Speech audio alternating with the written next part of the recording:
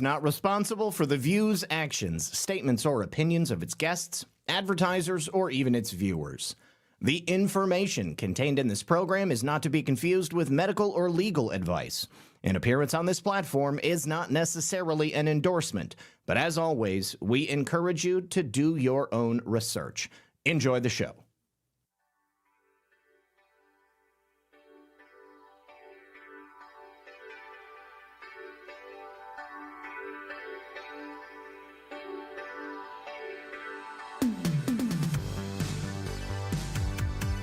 Good evening, everyone. And, of course, welcome back. Yes, my friends, it's time for another very exciting episode of Red Pill News Live. We've got a lot of good news for you today and a bit of sad news to open up the show. It is with a heavy heart that I announce the passing of the Village People's Victor Willis, lead singer.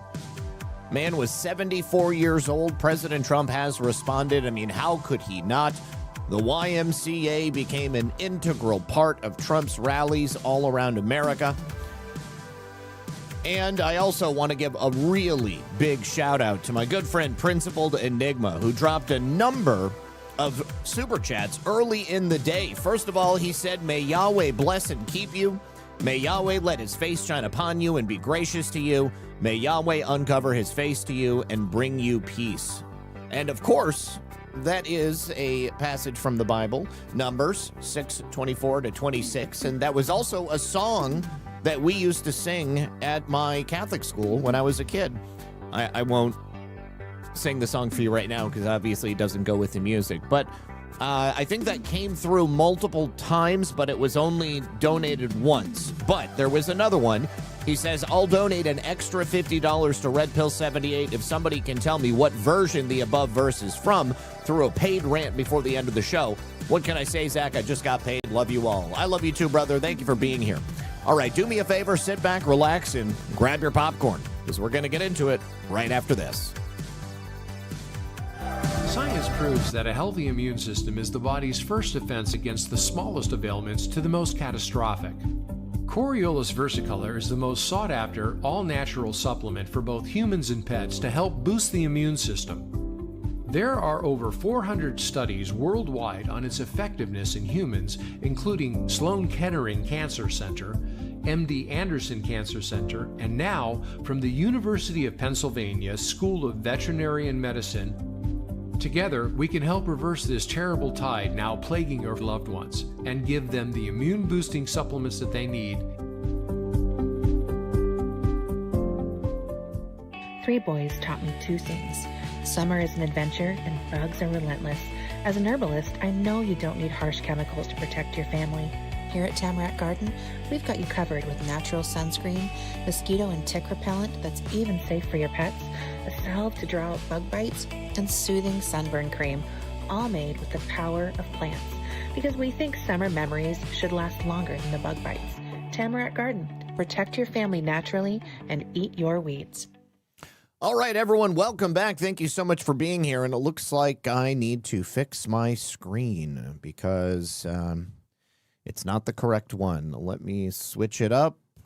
Boom, boom. That is what we want to see right there. All right. Thank you, everybody, for being here. Also, thank you once again to Principled Enigma, who says, "Zach, it looks like the Rumble chat is overlaying the screen." It was. I did that on purpose for the introduction, just so that you guys could see the chat on screen during that opening ceremony, if you will. But I did also just want to remind you guys of one more sponsor to open the show, and that is my friends at onenessdrops.com. onessdrops.com/redpill78, where you will get 15% off their chlorine dioxide water purification kits and everything else they have. Now, as you guys know, chlorine dioxide, also known as the universal antidote, and the subject of a report written by NASA many, many years ago, is a very, very special substance that when you mix parts A and B together, you get chlorine dioxide, and you can use that to purify water.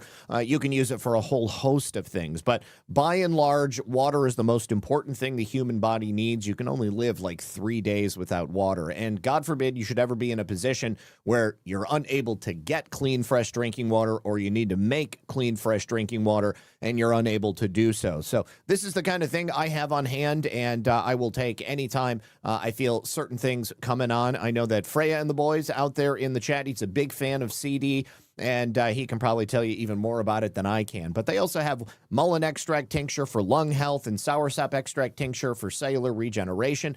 This is also where I get my DMSO, and I got to be honest, I am such a fan of DMSO, and I'm actually talking with the people here at Oneness Drops to see if there aren't some other formulations for DMSO that they can't bring out rather than just having the liquid. But the liquid works really, really well. If you've got aches and pains, it is pretty incredible. So definitely check out the links for all of the sponsors in the description of this video, and hopefully you guys will find something that works for you and your family. And of course, when you do purchase from the sponsors, it will benefit the program in a very small amount.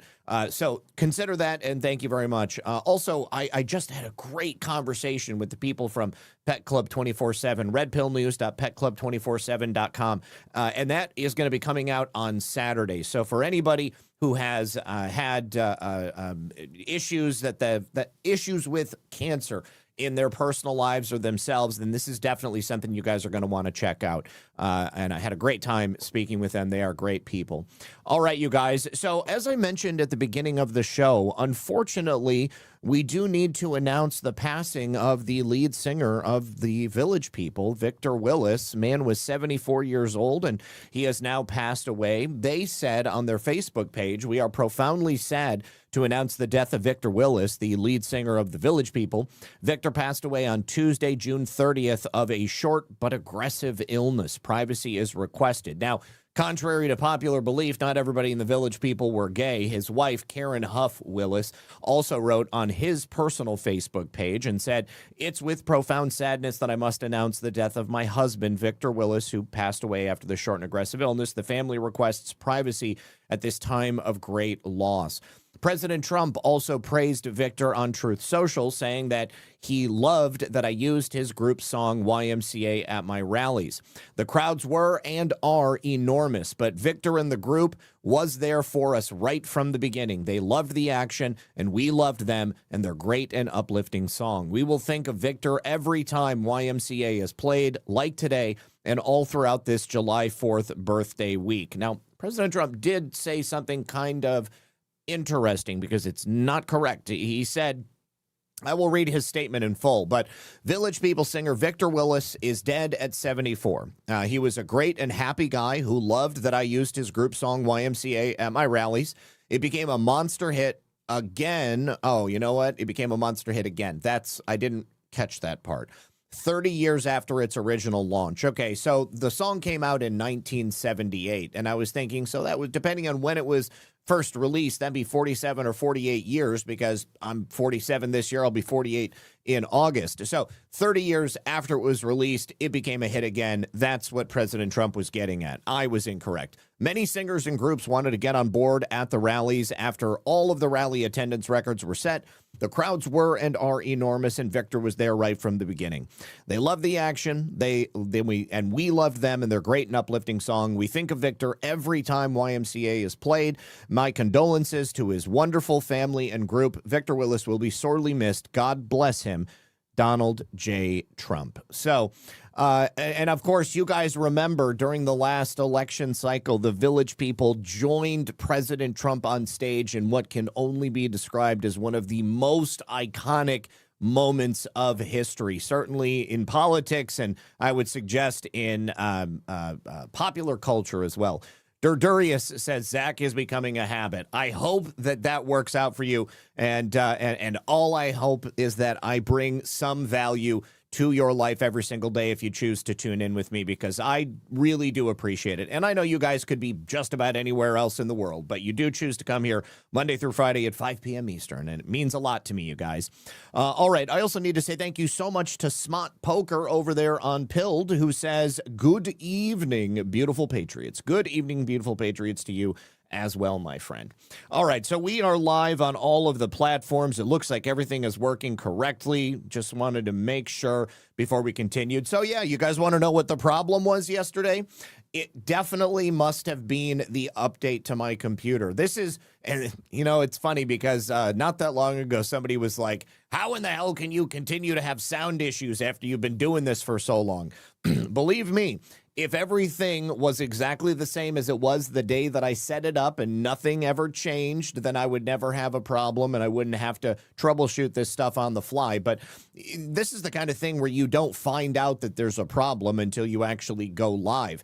Because, you know, I can sit here and talk to myself. I can see all the sound levels moving where they're supposed to be moving. And obviously I hear everything that I'm playing. But it's not until I actually go live that I find out that, oh my gosh, it's not going to you guys. So I believe this was Monday night. I had an update to my computer. I went ahead and did it, and that was that. Now, the next day, when I got the show ready, everything appeared to be working just fine, and there was nothing that had been changed in any of my other pieces of software. But this is the problem, is that when you are dealing with software that is code written by people that is eternally changing, you have all of these different pieces of software that have to work together perfectly in order for me to bring you this show every day. And unfortunately, sometimes something breaks and it's inexplicable. And I can't tell you why it happened, but it did. So I had to go download another piece of software last night to create a new audio routing layer on my computer. And here we are, and everything appears to be working just fine. So I'm glad that I was able to get that sorted. All right. Now, normally I would like to keep the international news at the end of the show, but this is, I think, a pretty important subject. Now, we've obviously spoken very recently about the tragedy taking place in Venezuela, this earthquake, these children that are apparently being stolen. I played a video clip the other day of a man who was a member of the Venezuelan government, and he was apparently, for some reason, trying to stop American rescuers from coming in and assisting the citizens of Venezuela. Turns out that man is a leader of the Colectivos, which is sort of like a people's movement of Venezuelan citizens that are communists, and they are loyal to Hugo Chavez, who obviously died quite some time ago. But it also turns out that he is suspected of being a drug lord in Venezuela, and he's wanted by the U.S. authorities, and there's like a $25 million bounty on his head. So any of those things could have had something to do with his lack of interest in getting help from Americans. But it's getting worse because the longer this problem goes on, the more corruption seems to be exposed. As an example, people are reporting that official government employees and police officers, and keep in mind, these could also just be other Venezuelan citizens who are like LARPing as government employees or police officers. They could just throw a uniform on like that pedophile did who got arrested the other day. But what they're doing is they're coming in and they're ripping off aid and the support that's coming in to help the people of Venezuela. I've also seen American rescuers and other people from around the country, from around the world, who are intentionally labeling everything that they hand out as free aid given by an organization, because what some of these people are doing is taking as much of this free aid as they possibly can, and then they're going and selling it on the black market and trying to take advantage of people who are in need. Grumpy, you says, hey, Zach, I know I can be a dick sometimes, but I very much appreciate your news podcast and watch nearly every day. Hey, it's not a problem, man. When we had that exchange yesterday, I want you to know I wasn't offended or anything like that. And I also, I see the name Grumpy Old Man, so I understand the character. So either way, I'm just glad that you're here, bro. So thank you very much for hanging out with us either way. So take a look at this. This is what appears to be an aid truck, or maybe it's a truck that is being driven by people who claim to be representatives of the government. And local citizens are seemingly very upset at the fact that they believe they are being ripped off, and they quite literally tear one of these guys out of the vehicle. You can see he's trying to get into the truck so he can get the heck out of there. And the people are like, not so fast. Boom. And they're trying to grab him and get him out of that cab. I mean, like, this is the moment in circumstances like this where people get torn apart, quite literally. And look, this guy gets pulled away and don't really know what happens to him, but it might not be good. Now, in the same way that, unfortunately, when disasters happen, child traffickers and international criminals take advantage of that situation to steal children and put them on the black market. You also have people who wait for disasters like this to happen so that they can steal that aid and then sell it at a very inflated price to people who are desperately in need and who oftentimes don't have the resources to do it. Now, there may also be another reason why that the man, Caballero is his name, didn't want the Americans to come in. It appears that in these government buildings, these were like government tenement flats that were built to house Venezuelan citizens, and that's why it was done so cheaply without rebar or with styrofoam cores to these columns. It appears that people are finding mass quantities of American dollars that have been hidden in walls or was, in these rooms, in these tenement flats, and they're finding all of this cash all over the ground. So take a look at this. This is an image of some of that rubble in Venezuela, and you can see there's literally $100 bills just lining the ground. Look at, I mean, that's a lot of money.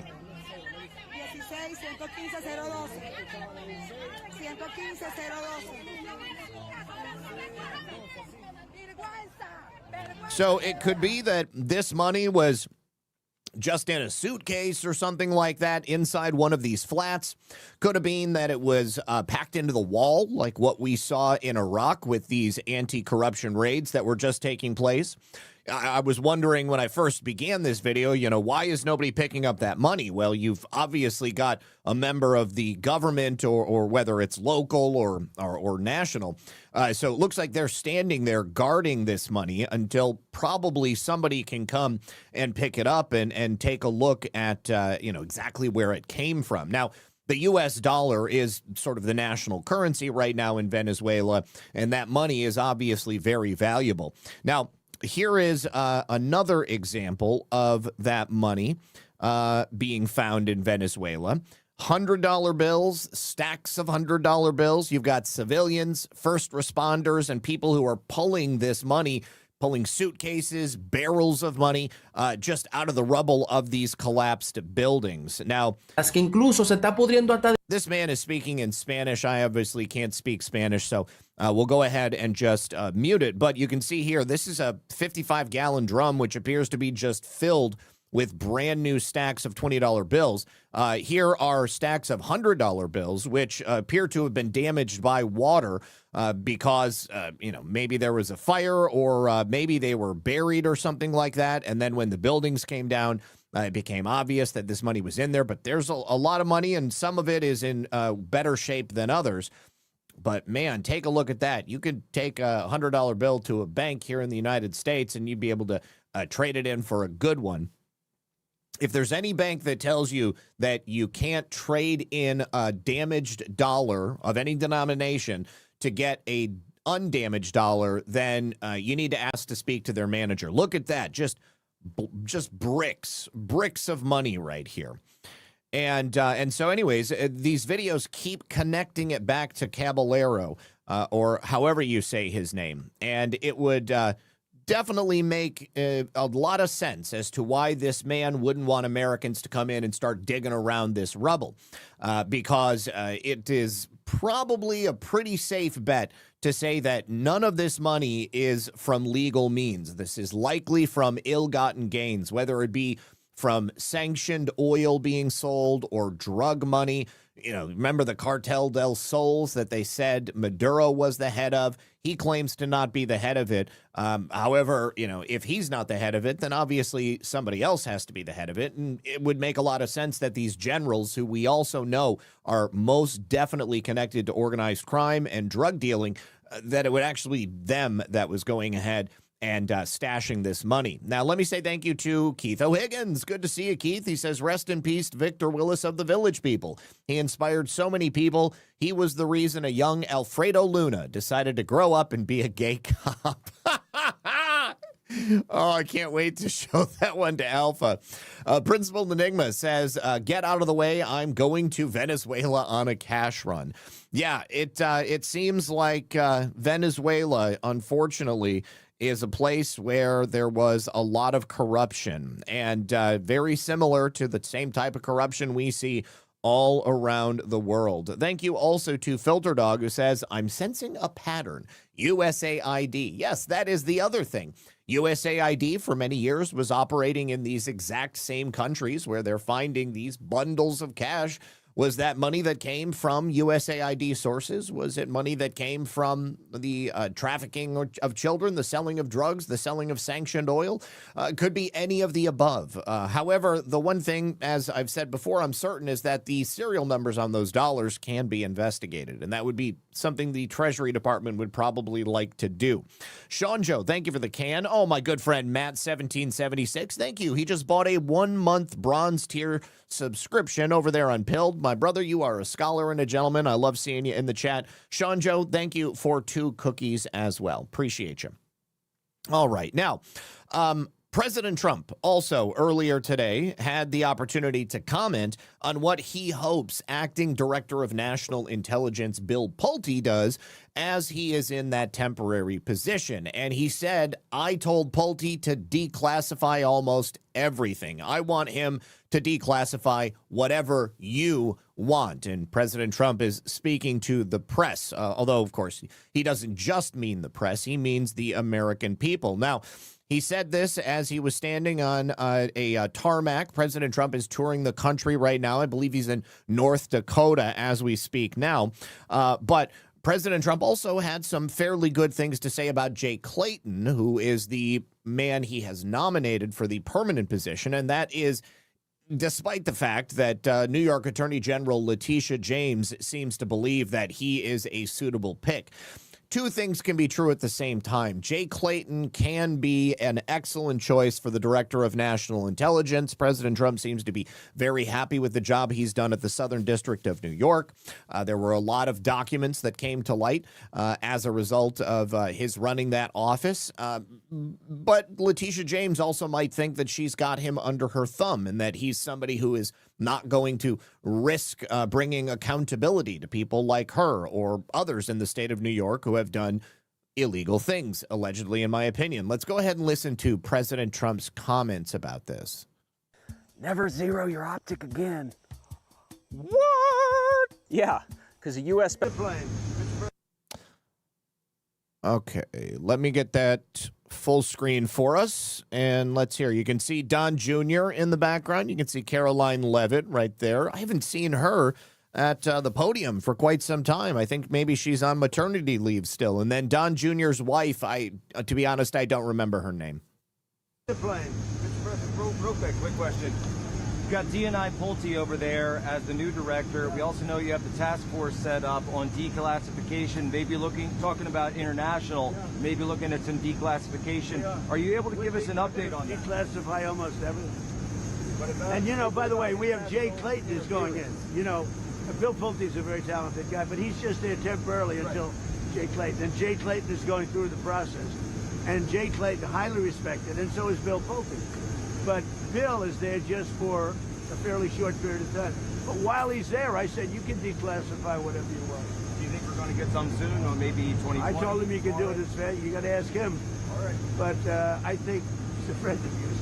I think that Bill will declassify. I told him you can declassify whatever you want. So Bill's there just for maybe a month or 2 months or something. And Jay is going through the process. He's got a hearing in 2 weeks. Highly respected man, Jay Clayton. Okay? Thank you. Thank you. Now, President Trump had previously pulled back on the nomination, or rather the confirmation of Jay Clayton, because the Senate had failed to deliver on the Save America Act. I don't know if he's expecting something to happen in the interim, or if we're going to get 2 weeks out and then President Trump is once again going to pull that confirmation hearing and force the Senate to do something. I mean, of course, they're on recess until July 13th, and it would appear that the House is doing just about the same thing. So all we know is that up to this point, acting DNI Pulte has begun firing deep state assets from within the DNI. Lots of people from the CIA and a host of other intelligence agencies working within that office. And I haven't seen anything else come as a release from acting DNI Pulte, but I am watching his account with bated breath. Now, also, wonderful news for Tina Peters. Yesterday, President Trump invited her into the Oval Office, and they took several pictures together. So he hosted her at the White House, and of course, I'm sure that he wanted to make sure that she was doing okay, wanted to see if there was anything that he or the administration could do for her. As we've been talking about for the last couple of years, you know, the injustice that was done to Tina Peters is not the kind of thing that you can simply wave a magic wand and have all of that undone. She did nothing wrong, in my opinion. Certainly, she did not do anything that she should have been prosecuted for, and the manner in which she was prosecuted was absolutely unfair. It was a totally corrupt and kangaroo court. Now, she may have done things, if you are going to be looking at the strictest adherence to certain statutes, but Tina Peters never should have gotten 9 years in prison. If anything, she should have gotten a ticket, or she should have been reprimanded or something like that. I mean, you look at Jenna Griswold, the current Secretary of State for the state of Colorado. Jenna Griswold actually put election infrastructure information on the internet for anyone to see. She personally did damage to Colorado's election infrastructure, all of her other actions for Dominion voting systems notwithstanding, and nothing happened to her. In fact, she went after Tina Peters with a glee, a sort of demonic fervor that you certainly don't see in most instances. But Tina Peters, at the end of the day, was prosecuted for her speech, and that was completely wrong. It was obviously unconstitutional. So Judge Matthew Barrett, I'm sure you guys remember, he gave her quite the excoriation from the bench. He refused to give her any leniency. And President Trump, I hope, is going to do what he and the administration can to try to mend some of those wrongs that Tina Peters suffered as a result of standing up for election security. Now, he announced this visit yesterday with the photo of the two of them in the Oval Office, and he wrote, "Tina Peters just came to the White House to thank me for getting her released from prison in Colorado. She was put there because she found election fraud, but instead of arresting the people that committed the fraud, they arrested her. They gave her 9 years in jail, and she served 2. Much time was in solitary confinement, along with hardened criminals and murderers. And then I got the Republican Party into gear, and she was released. Tina is 70 years old. She suffered a major bout with cancer, but hopefully is now cancer-free. What she went through should never happen to anyone again. Just think of it. She caught the Democrats cheating, and they put her in jail for voter fraud. But they didn't actually put her in jail for voter fraud. They wanted people to believe that they put her in jail for voter fraud. They put her in jail for something entirely different. They didn't want her out there speaking to the media. Absolutely. They did everything they could. And that was something that the judge brought up when he gave her that tongue lashing from the bench, essentially claiming that the way that she interacted with the media, which is a constitutionally protected right for anybody who is a citizen of the United States of America, he overtly punished her for having conversations with the media and going on shows like my show. So she knows President Trump says that the voting machines are rigged, that the mail-in ballots are a disaster, and that our elections are very dangerous and corrupt. At a time when the threat of communism, we must be very wise and careful. It was an honor to have lunch with her. I was fortunate. My vote in 2024 was too big to rig, but they tried. There wasn't a thing they could do about it, but not everyone is in that position. Thank you for your attention to this matter. Make America great again. Now, Tina Peters also posted the same photograph of herself, and she posted a photo of herself walking through that presidential walk of fame in the Rose Garden, and she wrote, "Greatest president ever." So I think that there may likely be big things coming for Tina Peters, but it's just not the time to announce it yet. All right. Thank you also to everybody who has hanging out with us today. If you haven't yet, please do me a favor, hit that like button. Let me say thank you to Sean Joe for 2 more cookies. I appreciate you. And considering the fact that we couldn't watch the James O'Keefe and O'Keefe Media Group expose yesterday, I thought that we would go ahead and watch it today. It's about 6 or 7 minutes long, so let's go ahead and check it out.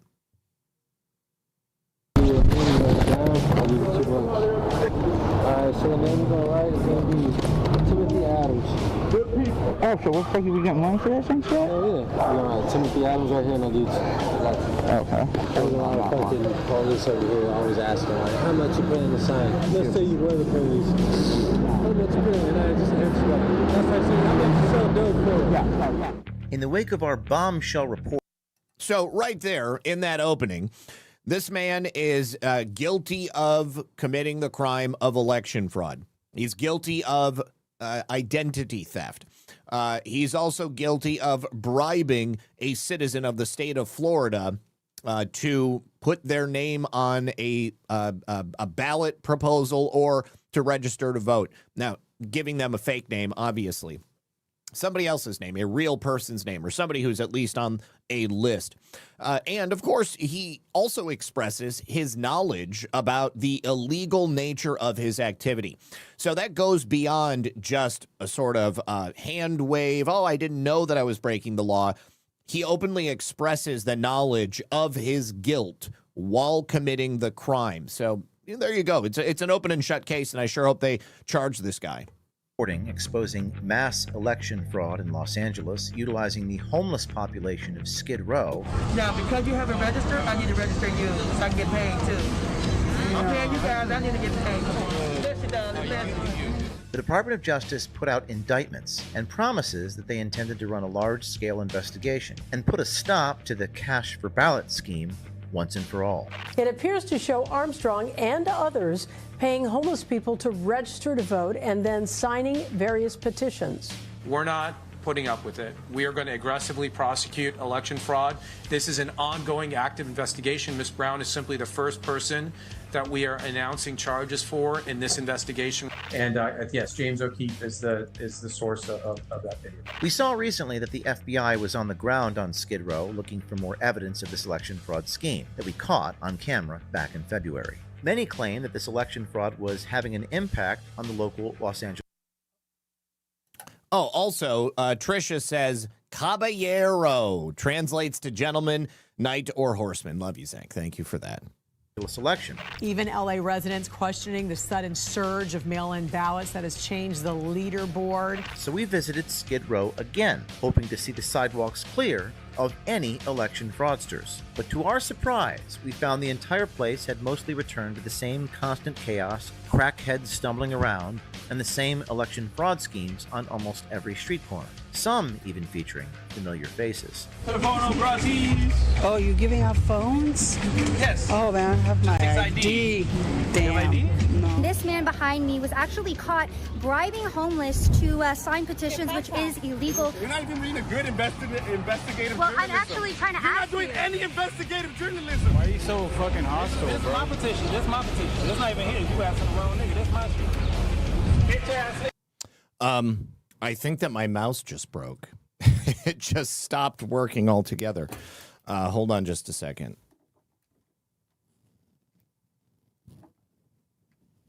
Okay. Oh, there we go. Okay.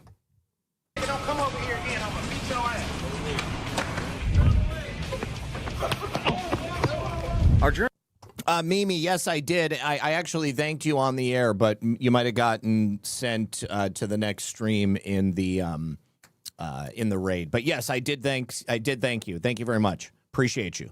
The journalist sat with one of the homeless residents of Skid Row named Emily, and she quickly revealed that the petitioners are still active and pointed our journalist towards a couple of them. So if you walk around the corner this way, there's a lady right here at the red tent. Turn this street right here on this side of the street. And she sells hot dogs. And asked her, like, hey, you got petitions? People are saying that petition. Down there's a guy that stands by the bathrooms on the electric box. Right next to the bathroom. You see the bathroom right there? Yeah. Don't ask loud so no one else hears. So I guess. This is hell on earth in Skid Row in Los Angeles. Do you guys remember the Lilo and Stitch? I remember it very clearly because my daughter loved it. It was like one of her favorite movies when she was a kid. The little girl who played Lilo, she just died of AIDS as a junkie whore, basically, on Skid Row. And she had millions upon millions of dollars at her disposal. But this is the power of fentanyl and other illicit drugs that previous administrations have allowed to come in and flood our streets. This young woman could have easily gotten herself a room at one of the most posh rehab facilities in the nation. She could have gone to any country in the world and gotten herself clean.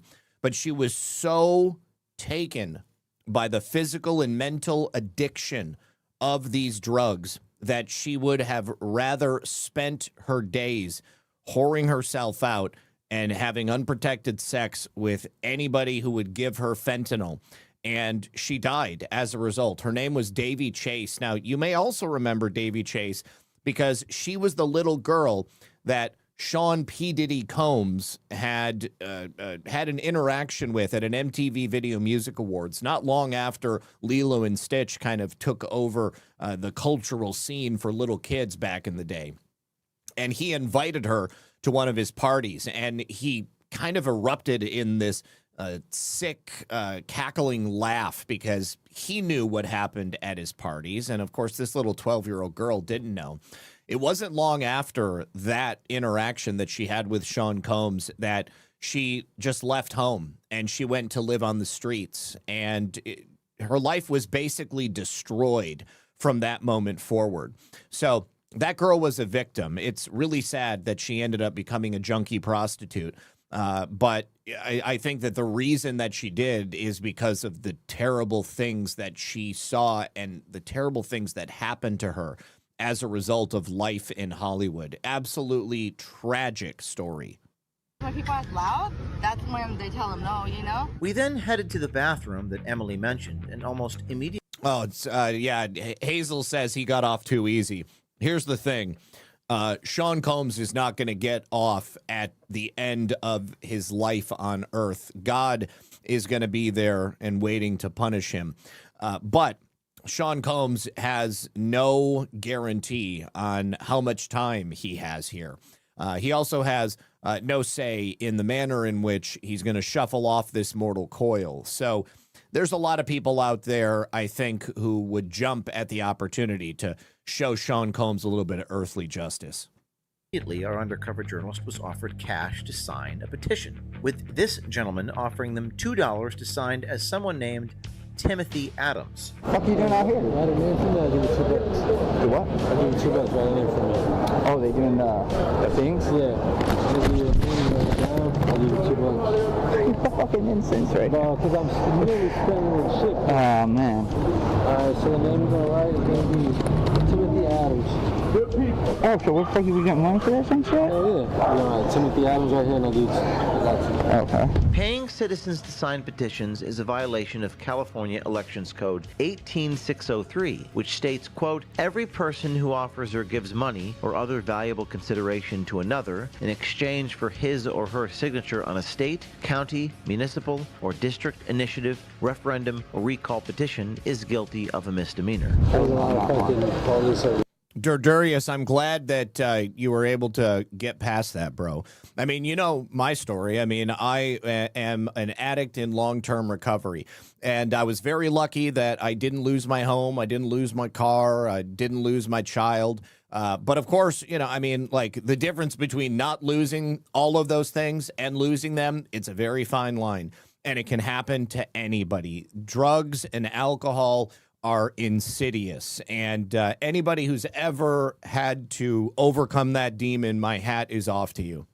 You're always asking, like, how much you paying to sign? Bro, you like literally just trying to make me hot, like, you know what I mean? The fraudster even expressed that he is well aware that what he is doing is against the law, because the fraudster even tells the journalist not to ask him about it when there are police nearby, echoing what the homeless woman, Emily, warned our journalist. Don't ask loud so no one else hears. So I guess when people ask loud, that's when they tell them no, you know? He even compares the election petition fraud to selling dope. Let's say you were the police. How much pay? And I just answer like, that's like saying, how much you sell dope for? Yeah. This is 60s, you don't know how to fucking be like, yo, when I cop, you don't know how to fucking be chill about it? Like, we ran the license plate of the vehicle that this fraudster was operating out of, and it returned the name Anthony Zak Spears. And upon reviewing some of our earlier footage from back in March, we were able to find petition fraudster Anthony Zak Spears has been out of Skid Row buying petition signatures for months, maybe years.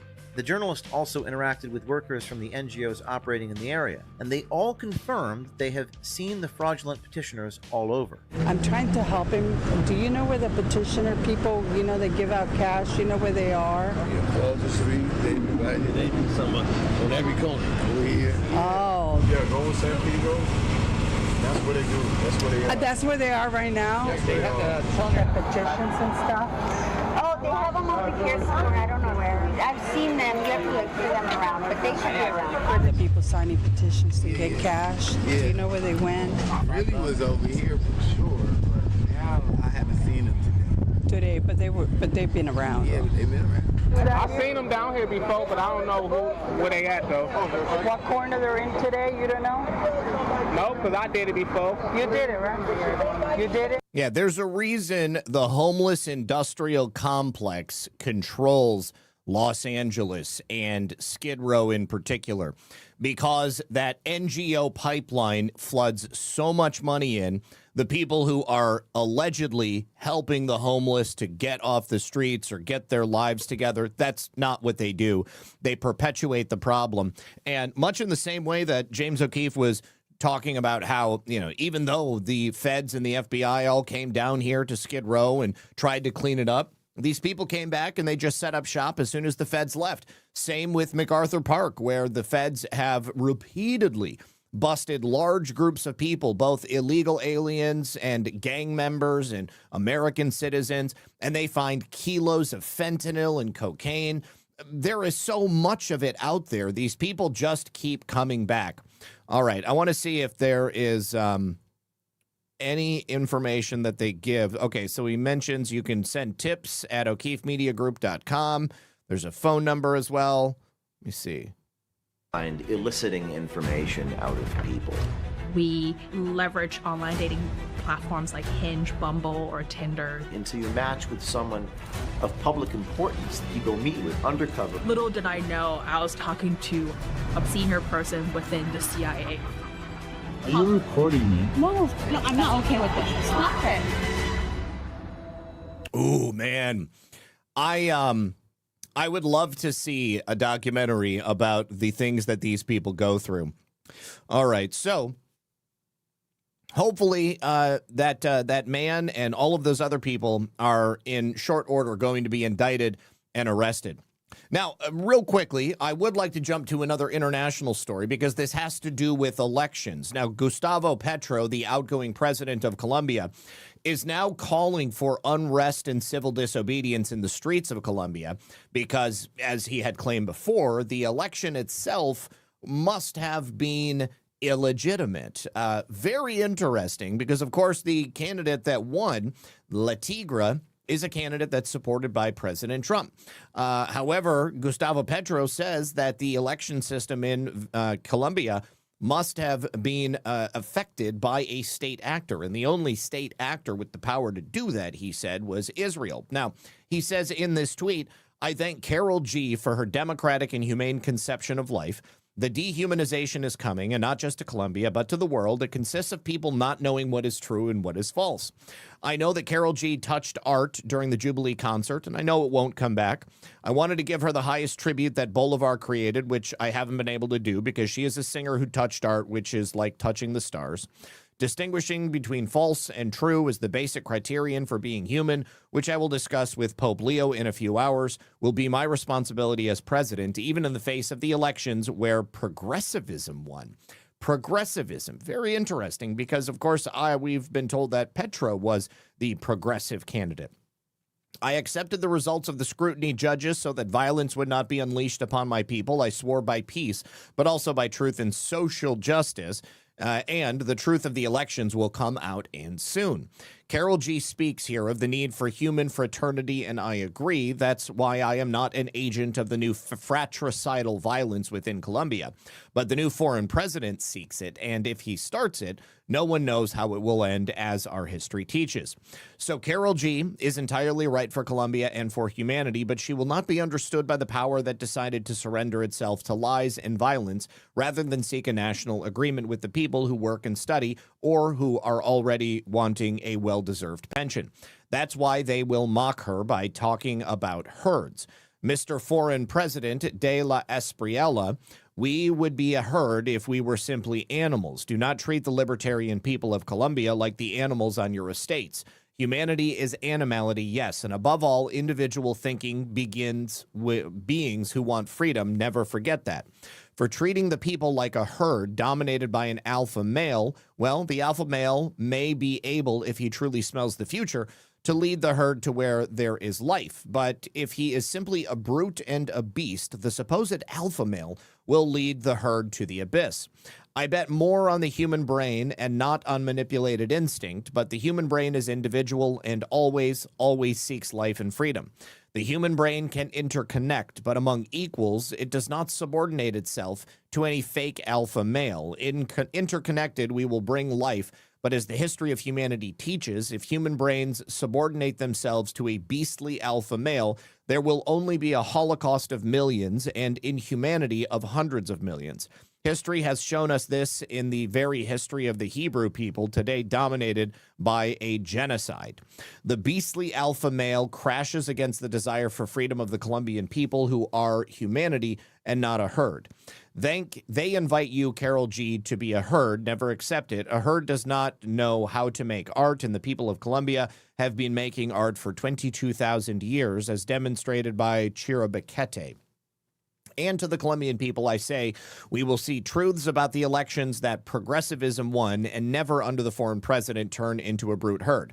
On July 20th in Bosa and Ciudad Bolivar, I invite you to come together to fuse the people in the military forces and a message to the stars, ad astra. The tricolor flag will be the greatest symbol of human freedom and knowledge. The flag of Colombia is not for herds, but for the people who swore liberty. Now, he is speaking to a person who, this woman, Carol G., who put out this message in Spanish, and I don't speak Spanish, and I didn't translate it. However, it's just a series of interesting statements made by the outgoing president. I'm wondering how much of what we're reading is perhaps lost in the translation that X is giving us, and how much of it is exactly what he intends it to be. However, I think that the situation in Colombia is highly interesting and certainly needs to be scrutinized. And if there is some proof of election fraud that's going to come out, well, I think that that is good. But until that happens, it's just going to be continuing on as an interesting exercise in election integrity. So let's keep our eyes open there. Also want to mention that election integrity is still a major problem here in America. As we have shown in a number of different ways, the DSA and the communists of the DSA have really begun to take over the Democrat Party. We continue to have primary elections all around the country where DSA candidates are usurping established Democrat stalwarts. In this instance, in Colorado, the communists are taking over that place as well. A 29-year-old Democratic Socialist has just ousted a Democrat incumbent. This is in Colorado's 1st district. The primary was held last night. The far-left candidate is named Malat Quiros, and she defeated a 15-time incumbent Democrat representative, Diana DeJet. Now, Quiros was born in Ethiopia, and she was, of course, backed by the Democratic Socialists of America. She recently made the statement that 9/11 was America's fault. Bernie Sanders has endorsed her. I guess she's a lawyer. She argued that the U.S. has socialism already because the government maintains roads and highways. I believe we have a video clip. Let me go ahead and pull that up. Okay, so here she is right here. She's not a bad-looking woman, so you can see why people might vote for her simply based upon that. But this is her speaking with the Antifa news darling of Colorado's local news, Kyle, forgot his last name. But here, let's take a listen. Do you believe that the 9/11 terrorist attacks on America were the inevitable consequence of American foreign policy? Inevitable in the sense that we destabilized a lot of the Middle East, that forced people to believe that another act of violence was the only response. And again, just like I said before, our responsibility is to getting rid of those conditions that lead to violence in the first place. She's obviously wrong. But 9/11 was a consequence of neocons here in the United States, as well as neocon influence abroad. Here is Bernie Sanders not endorsing her. Here she is speaking about how America is already a socialist country. Denver's not New York, but Denver actually rates socialism higher than we rate capitalism by 4 points. And, you know, when I talk to voters about what we're doing and why I'm a democratic socialist, I remind them that we have socialism already, right? It's in the roads that we drive on. It's in the schools we send our kids to. It's in the fire stations we call upon. I'm just asking that we extend that security to our healthcare, to our housing, to our nutritional food, to our higher education, so that we're actually meeting the basic needs of everyday working families in this country. So that we're not just getting by and surviving, so that we're actually thriving. And in the wealthiest, most powerful country on earth, we're not asking for much. Well, the problem here with socialism and funding all of those things is that the money to pay for those things has got to come from somewhere. So this win by Miss Quiros is quite the upset. Diana DeJet has been around in this district for decades at this point. This woman definitely has upset the apple cart, and it goes to show you why it's so very, very important that we deal with the communist threat right now. I hope that somebody is paying attention. I know that President Trump is, but I'm hoping that there are other elements that are paying attention as well, because this could be disastrous. Now, it could be what I suggested the other day, that some of these Democrat-run states, they swing so far to the left that the commies take over, and then they implement all of these socialist policies. They lose a bunch of federal funding, the states collapse, and then the voters decide, oh my gosh, we definitely don't want socialism. But by that point, the commies will already be in full control of the election system, even more than they are today. Now, a new report has come out about Ro Khanna. This may be one of the reasons why the Democratic Socialists of America are finding themselves so successful. Now, Ro, of course, is a representative from California. He likes to talk about the ultra-rich oftentimes, pointing to people like Elon Musk and suggesting that they should pay their, quote, fair share, meaning that people like Elon Musk should really just pay for all of the worthless commie activists who don't want to get a real job or present anything worthwhile to society and humanity. But it turns out that Ro Khanna is actually a very, very, very, very wealthy man. He is not just somebody who is collecting a check from his position in the House of Representatives. He lives in an ultra luxe multi-million-dollar mansion. It's got multiple floors, 4 floors with an elevator taking him from the bottom floor all the way to the top. He drives a car that costs around $200,000. Both he and Bernie Sanders, the other Champagne socialist from the House, from the Senate, love flying on private jets, while at the same time they're talking about taxing the rich. And of course, AOC drives a Tesla, but she hates Elon Musk. So this new investigation of Ro Khanna turns out that he's actually one of the oligarchs, okay? He's not fighting against the oligarchy. He is the oligarchy itself. He and his family have hoarded wealth for a very long time, which is their right as Americans in a capitalist society. But this $6 million, 8,000 square foot luxury home that he lives in California is adorned with beautiful, beautiful accoutrements like marble counters and that elevator I mentioned. He also has a home in D.C., which apparently is for sale. They are preparing to move into an even larger, nicer home, which is now going to be located in the suburbs of Northern Virginia. Now, he also has 2 children.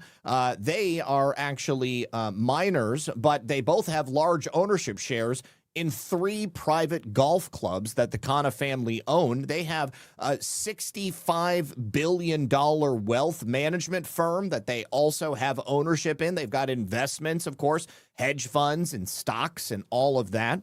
Khanna's wife is the one who drives that $200,000 Range Rover. It's insane to me that a Range Rover could cost $200,000. She actually thought it wasn't nice enough. She sued the dealership for whatever reason.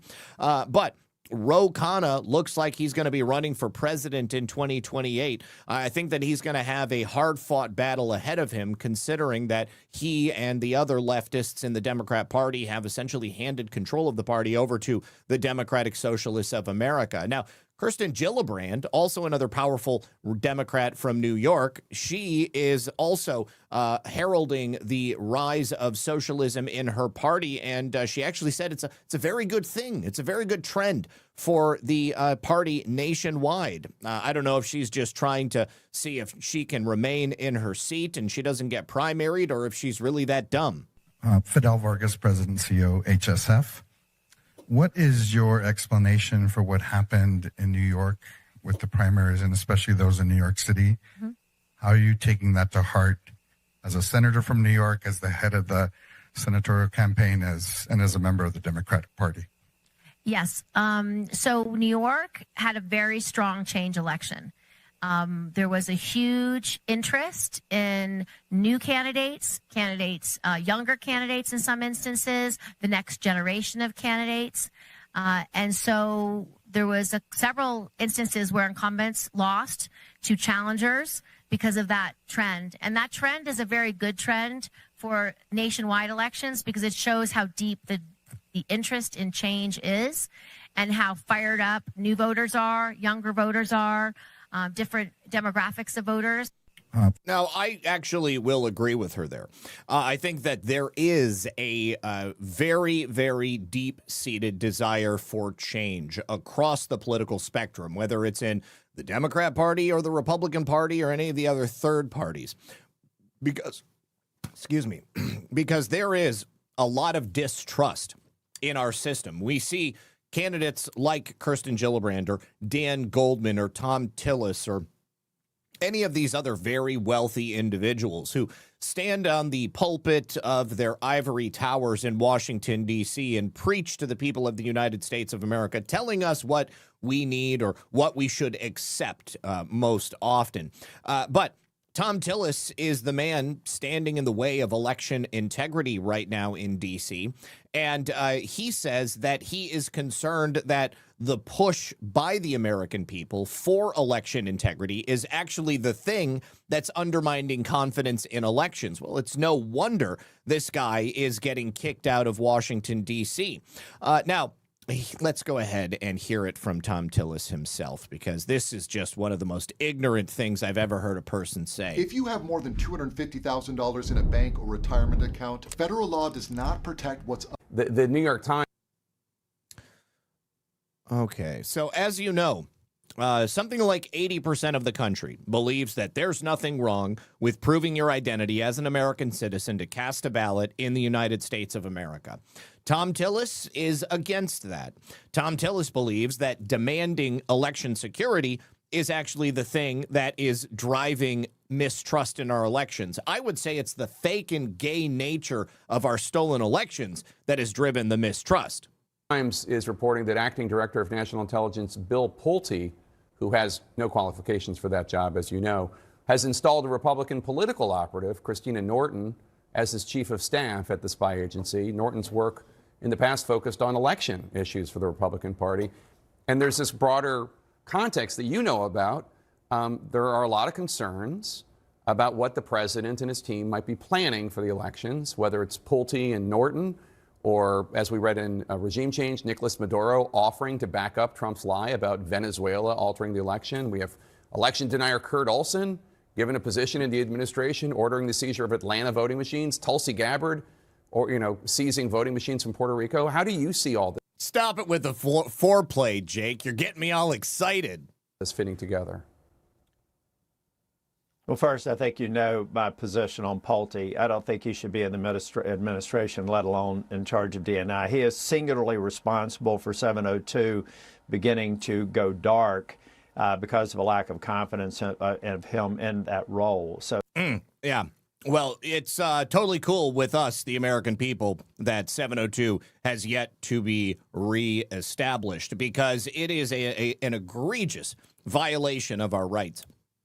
And to hear Tom Tillis, to hear Tom Tillis say that he is doesn't like Bill Pulte, all that does is make me like Bill Pulte even more. And everything that's got Jake Tapper worried about what the administration is doing, positioning these very important people within the administration to secure our elections, this gives me a lot of confidence. You know, all of the attention publicly has been on the Save America Act, while at the same time, all of these moves that Jake Tapper just mentioned and we have reported on slowly over the course of this last year and a half, those were the things that were important. You know, it's like the magician with the prestige, okay? You've got the attention paid over here while you're actually doing the trick over here with this hand. I think that's what President Trump has done this entire time. He needs to get out. We need to get a credible person in the role. And frankly, I think ultimately we should end DNI and go back to the intelligence community, the posture that we had before 9/11. We just have to address the lapses that were addressed through DNI. I think we're past that now after 25 years. My goodness, we should be able to have interagency integration. We should eliminate the DNI, and we should eliminate Pulte from the DNI until that happens. I am concerned that we're going to continue to cast doubt on elections in November and erode what has been a 250-year tradition of a peaceful transition of power. You know, I have people... Well, what is he worried about with the transition of power? President Trump is not running for re-election. People across the country already believe that our elections are completely manipulated. The results of elections are already in question. It's not like a small group of fringe voters who think that something needs to be done. The only fringe that I can see are people like Tillis, those who make up the majority of the House and the Senate. Those people seem to be completely and utterly disconnected from the reality of life for everyday Americans out here in the real world. Telling me I need to implement the SAVE Act immediately in North Carolina, in a state that has voter ID. It was passed when I was Speaker. We've enhanced it even since then, and the president's won 3 times. Why do I, over the next 4 months, have to try to pursue the impossible task of implementing a bill that simply can't be implemented in that time frame? Of course, Tom Tillis is giving up before anything has even been tried. And that's because he doesn't want it to pass. He's also not a stupid man.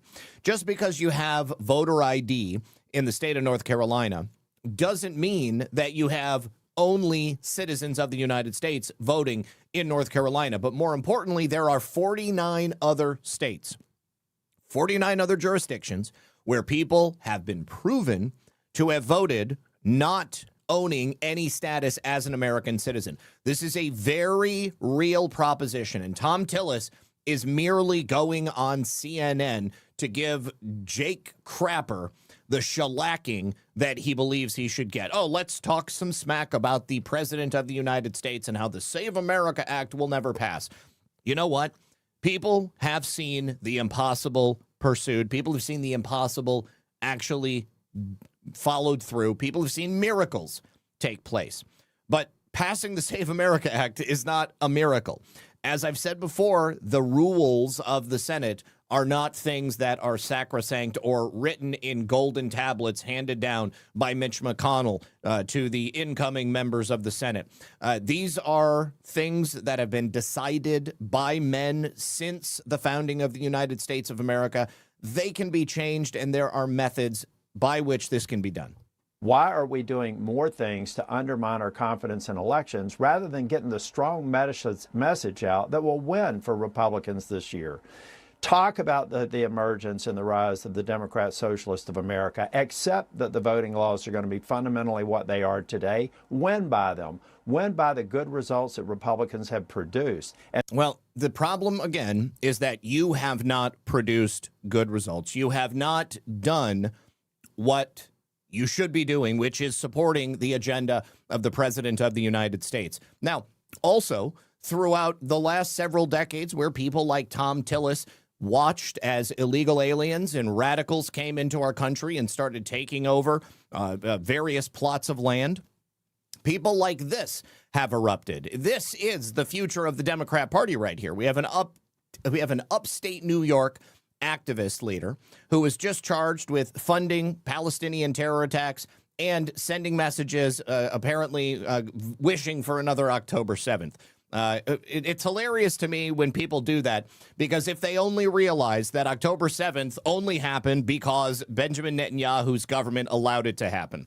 So this woman is 37 years old. She's from Irondequoit, New York. I'm not exactly sure how to pronounce that, but she was arrested and charged with attempting to provide material support for Palestinian Islamic Jihad and a designated terror organization. She sent more than $30,000 in cryptocurrency to a claimed fighter of this organization in Gaza while posting on social media about how she loves, I guess, funding radical Islamic terrorism. Her name is Catherine Beth Washburn. She's the leader of the Direct Action Movement for Palestinian Liberation. This is like an offshoot of Antifa. Anytime you see direct action, that's exactly what it's connected to. Now, I'm just going to show you the photographs that she published.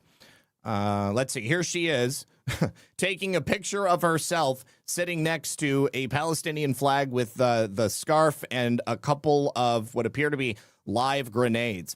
So she's probably going to end up in prison, and the world is going to be a better place for it. Now, if she had done this down in Florida, she might be looking at spending even more time in prison. Governor DeSantis just announced a law that took effect today, which is going to do some key things. It's going to make it a lot more dangerous for these people to engage in this type of behavior, especially if they're down here in Florida. But the law takes effect on July 1st today. And so we are not going to waste any time. We're going to move forward, and we're going to make sure that we're very robust in doing this. And so based on the recommendations of Florida's domestic security professionals and the authority, the newly established authority in law, my office and the cabinet are poised to officially designate the first slew of terrorist organizations under the new law.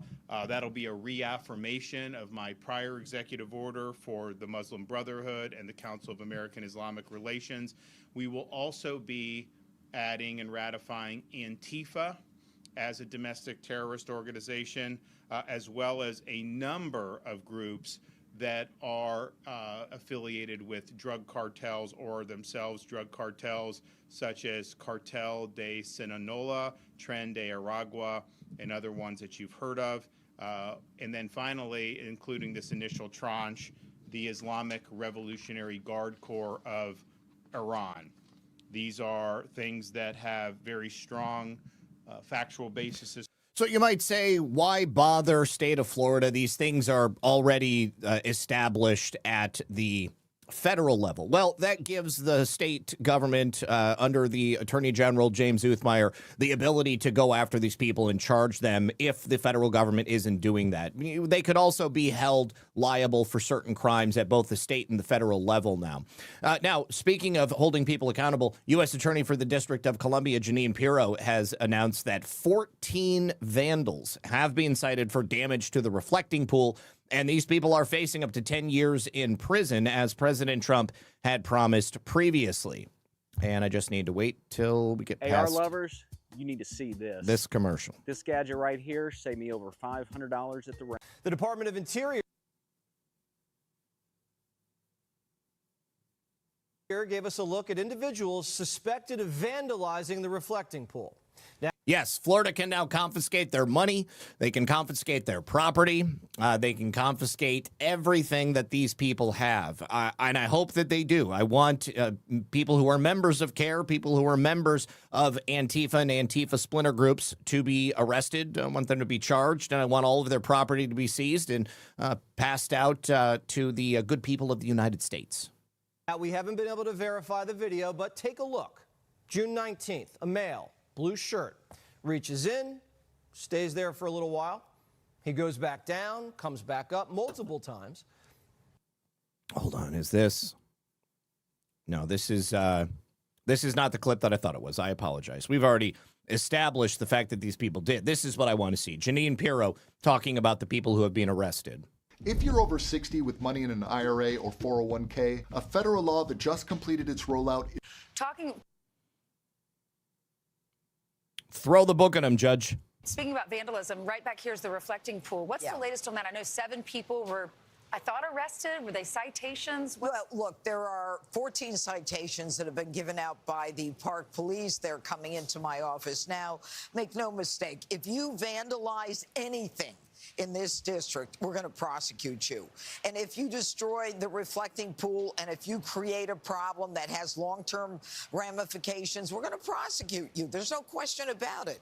What we've got to do is make sure that we've got people who are able to find out about what's going on, and the president is making sure we do that, because now the enforcement is at a next level in terms of all of the monuments. Crime, though, Judge? It's both federal and a violation of the D.C. Code. It can go either way. In either court, it depends upon the level of damage. It can be 10 years in federal court if there is significant damage. And, of course, it can be a misdemeanor if it's less than $1,000. And we're assessing those citations now as they come in. Charge them all at the federal level. Make sure that they all get 10 years in prison. Now, it's just astonishing to me that the people are fighting against making this monument something that will last. You guys may not know this, but the reflecting pool never was built properly. All of that land is like reclaimed swampland, so it's very saturated with water, and of course that's a lot of material in that reflecting pool. The concrete, it weighs a lot. When it was first built, it immediately began sinking. It was always leaking water through the bottom of the reflecting pool. And after it was redone by the Obama administration to the tune of many, many tens of millions of dollars, it was still leaking something like 50,000 gallons of water a day. So for President Trump and the administration to try to fix this so that it won't continually cost to go in there and rebuild it every couple of years, there should be nobody who is upset about that. Let me say thank you very much to Principled Enigma, who says, first of all, Zach, I'm sure you're familiar with cross addiction. I've been sober since 1975. Now it's caffeine, scripture, and red pill 78. Amen. Hallelujah. And also, that was supposed to be now, not no. Principled Enigma, what's amazing is that I have a telescope that's called Ad Astra. Yes, there's also a film called Ad Astra. 3.5-inch Moskutov, designed by a Q-Star engineer. Interesting that the word was used in this article you read. Also, Trumpet says, hey, Zach, I can send money rants on Rumble again. Woohoo! Love you and your show. Thank you so much, Trumpet. Principled Enigma also says the Electoral College is what divides us from being a socialist country. democracy, thus establishing a republic. Some claim we are a democratic republic. That's what we would be without the Electoral College. Also, I detest hiccups. They are your body's way of rudely interrupting itself. Yes, sir. Also, here is a clue for the initial challenge. This version has more than 66 books. That was for the original opening rant. If you can identify which book of the Bible, which version, I believe, is what you meant of the Bible that came from. And then also will to push forward, Senator Tom Syphilis. That's about it. And then Family Man 66 Slig gifted out 5 subscriptions. So congratulations to Gizmo's mom, Horndog, Durdurius, Scruffy Von Winkle, and Will to push forward. Thank you so much. All right, now. This actually dropped a couple of days ago, but I never had a chance to mention it. Democratic Senator Ruben Gallego is now no longer for him under investigation after the Senate decided to stop looking into his sexual misconduct allegations. However, there is a DOJ investigation looking into his campaign spending because apparently he was using campaign funds for a variety of different inappropriate and potentially illegal expenses. He was using campaign funds to pay for luxury outings, family vacations to Disney World, childcare, Super Bowl tickets. Apparently, he was using his campaign funds like a personal slush fund, and that is what is funding his luxury lifestyle. So he's now under federal investigation, which is way better than simply being under investigation by the Senate for being a creep. There was, I guess, a whistleblower complaint related to these campaign finance violations that was filed against Gallego out of California.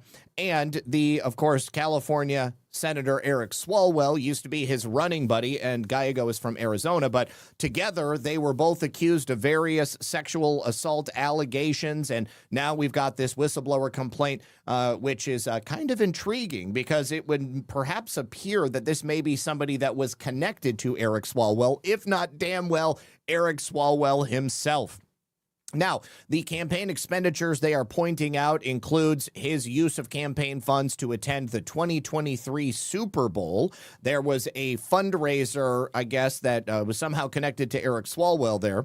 They hosted this fundraiser that was held during the Super Bowl at the State Farm Stadium in Glendale. Tickets were $5,000 a piece. And there was a $1,000 per head pregame brunch at this home in Phoenix. That committee raised $56,505. But in order to host the event, the committee spent about $40,000. So net, they took in about $16,000, which is not really very good. Now, Gallego was asked last week about funding his trips to the Super Bowl using his campaign funds, and he said, I threw a fundraiser at the Super Bowl in my home state of Arizona. It was the start of a Senate campaign, and we needed to raise money. We did everything by the book. Well, that remains to be seen. We'll see what the DOJ has to say about it. What I can tell you is that it may be just a little bit more than simply his campaign finances, because apparently Gallego, Alexandria Occasional Cortex, and Jasmine Crockett have all apparently requested a 90-day extension to file their 2025 disclosure statements. This is where they go through and show the government what money they have, what sources of income they have, what their bank accounts are, and essentially it helps the powers that be make sure that they're not doing things they shouldn't be doing.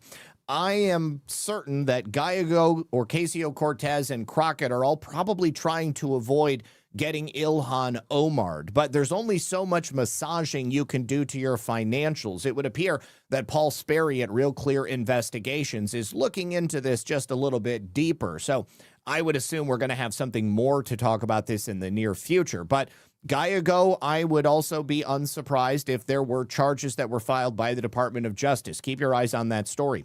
Now, also, Warren Buffett has allegedly paused his ongoing donations to the Gates Foundation. This is in regards to the ongoing probe of Jeffrey Epstein and Bill Gates' relationship. You'll remember recently Bill Gates came in and testified before the House Oversight Committee, and he has admitted to maintaining a relationship with Jeffrey Epstein even after he was adjudicated a sexual predator in the state of Florida. And also he had to get on the sex offender registry in New York as well because he lived there.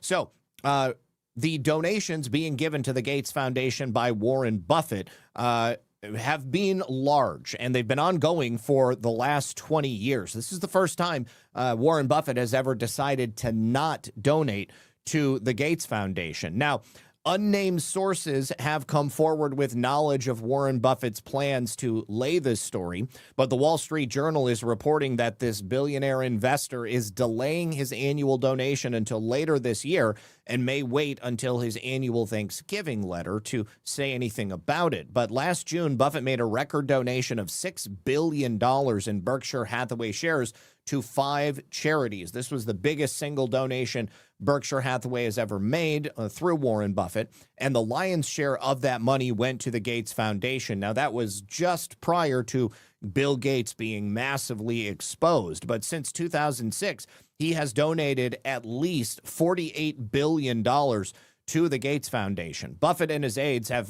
been in contact with the foundation's leadership because they want to learn more about Bill Gates' relationship with Jeffrey Epstein. So this may be curtains for Bill Gates. If Warren Buffett pulls his money out, then the Gates Foundation is going to be tragically affected. Now, we also have some good news coming from RFK Jr. and the Department of Health and Human Services. Health Secretary RFK Jr. is ending emergency declarations for COVID-19 vaccines, treatments, and medical devices after they determined the circumstances that resulted in the declarations are no longer in place. As we know, they haven't been in place for quite some time. I was surprised to learn that they were even still in place.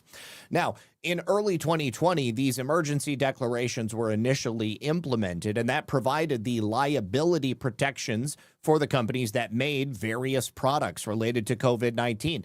And it enabled regulators to issue these emergency authorizations, which have a lower evidentiary threshold than regular approval of drugs and treatments. So the declarations were extended multiple times. Most recently, the last time it was extended was in 2024 by Joe Biden's Secretary of Health and Human Services, Xavier Becerra. They were set to end in at the end of 2029. But the immunity that these manufacturers received meant that as sick as they made people, as deathly ill as they made people, as many people as they killed, they could never be held accountable for the things they did to the public. Becerra said in the latest extension that while the COVID-19 public health emergency expired in May of 2023, COVID-19 continues to present a credible risk of a future public health emergency. Bullshit. And that keeping the protections in place was necessary to keep the United States prepared for a threat. Now, obviously, Robert F. Kennedy disagrees. He wrote in his notice of termination that circumstances no longer exist to justify emergency use of drugs and biological products during the COVID-19 pandemic. And he actually cited how regulators in 2025 revoked emergency authorization for vaccines and transitioned to typical approval for all shots for all ages. Americans deserve a regulatory system that is transparent, accountable, and rooted in the rule of law. By ending these COVID-19 emergency use authorization declarations, we are reinforcing public confidence that emergency authorities are temporary and targeted. So to terminate these authorizations and declarations, a health secretary must provide advance notice that would give a reasonable amount of time for companies to withdraw their products that have generated revenue for them under these declarations. So the Food and Drug Administration determined that 12 months is a sufficient amount of time, and the declarations for vaccines and drugs will then terminate next year, June 29th of 2027. So we're talking about medical devices like COVID-19 tests, obviously the COVID-19 vaccines, which they don't even seem to be producing anymore, but I would imagine somebody out there is taking the shot that regardless. But the FDA, in the meantime, has been working with manufacturers of all of these products under the emergency authorization because they want them to continue to be used, because they continue to make money off of them. But from now on, it looks like that will no longer be the case.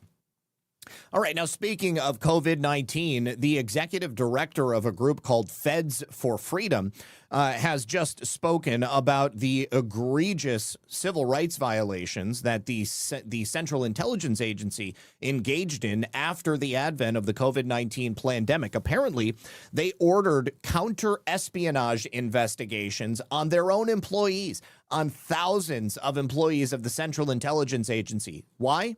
Not because these people were spies, not because they were a danger to the United States of America, but because they committed the cardinal sin of deciding not to take the COVID-19 pandemic vaccinations. Let's listen.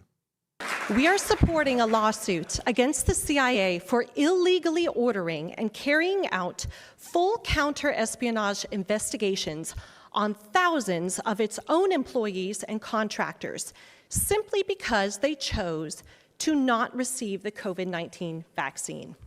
Let me be very clear about what happened. In the fall of 2021, after President Biden issued his vaccine mandate, one of the highest-ranking officials at the CIA, the chief operating officer, directed every unvaccinated employee and contractor to be investigated by the Counter-Espionage Department. This included people who had valid religious and medical exemptions. The Counter-Espionage Department, or CED, is not for routine personnel matters. It is the unit that investigates suspected spies and traitors. By sending thousands of those loyal CIA officers and contractors to be investigated for treason, the agency essentially branded them as alleged threats to the United States, all because of a personal medical decision. These CED investigations were never about national security. They were never about espionage. They were about punishment and intimidation. Now, I am all for the lawsuit. The only problem is that if the CIA does end up having to pay out settlements to their employees and contractors that were illegally spied upon, that's going to come out of the pocket of the American people. I would submit to you this. If any settlements are reached with the CIA, the money must come from their unaccounted for black budget accounts, which are probably funded through child trafficking, drug and weapon smuggling, and it should not fall upon the backs of the American people. But this should also not surprise anyone that the CIA would do this kind of stuff. That is a slimy agency. Now, we also are now arriving at the main event. The main event is the continued operation of the MKUltra program. Now, I've talked about MKUltra on so many different occasions. As I'm sure everybody here is aware, when it was exposed through the Church Committee hearings in the 1970s, the CIA allegedly shut down MKUltra and destroyed all the records that didn't get out. As I've said on so many occasions before, the CIA did not suddenly stop their mind control program ops. All they did was take them underground. As the decades have wore on, the CIA has taken what they've learned from these MKUltra programs, and believe me, there are so many of them that we could not possibly fathom. The level of compartmentalization within the CIA only got stricter and only got stronger. They didn't stop these programs. They just stopped keeping records on these programs, and they also stopped talking about these programs.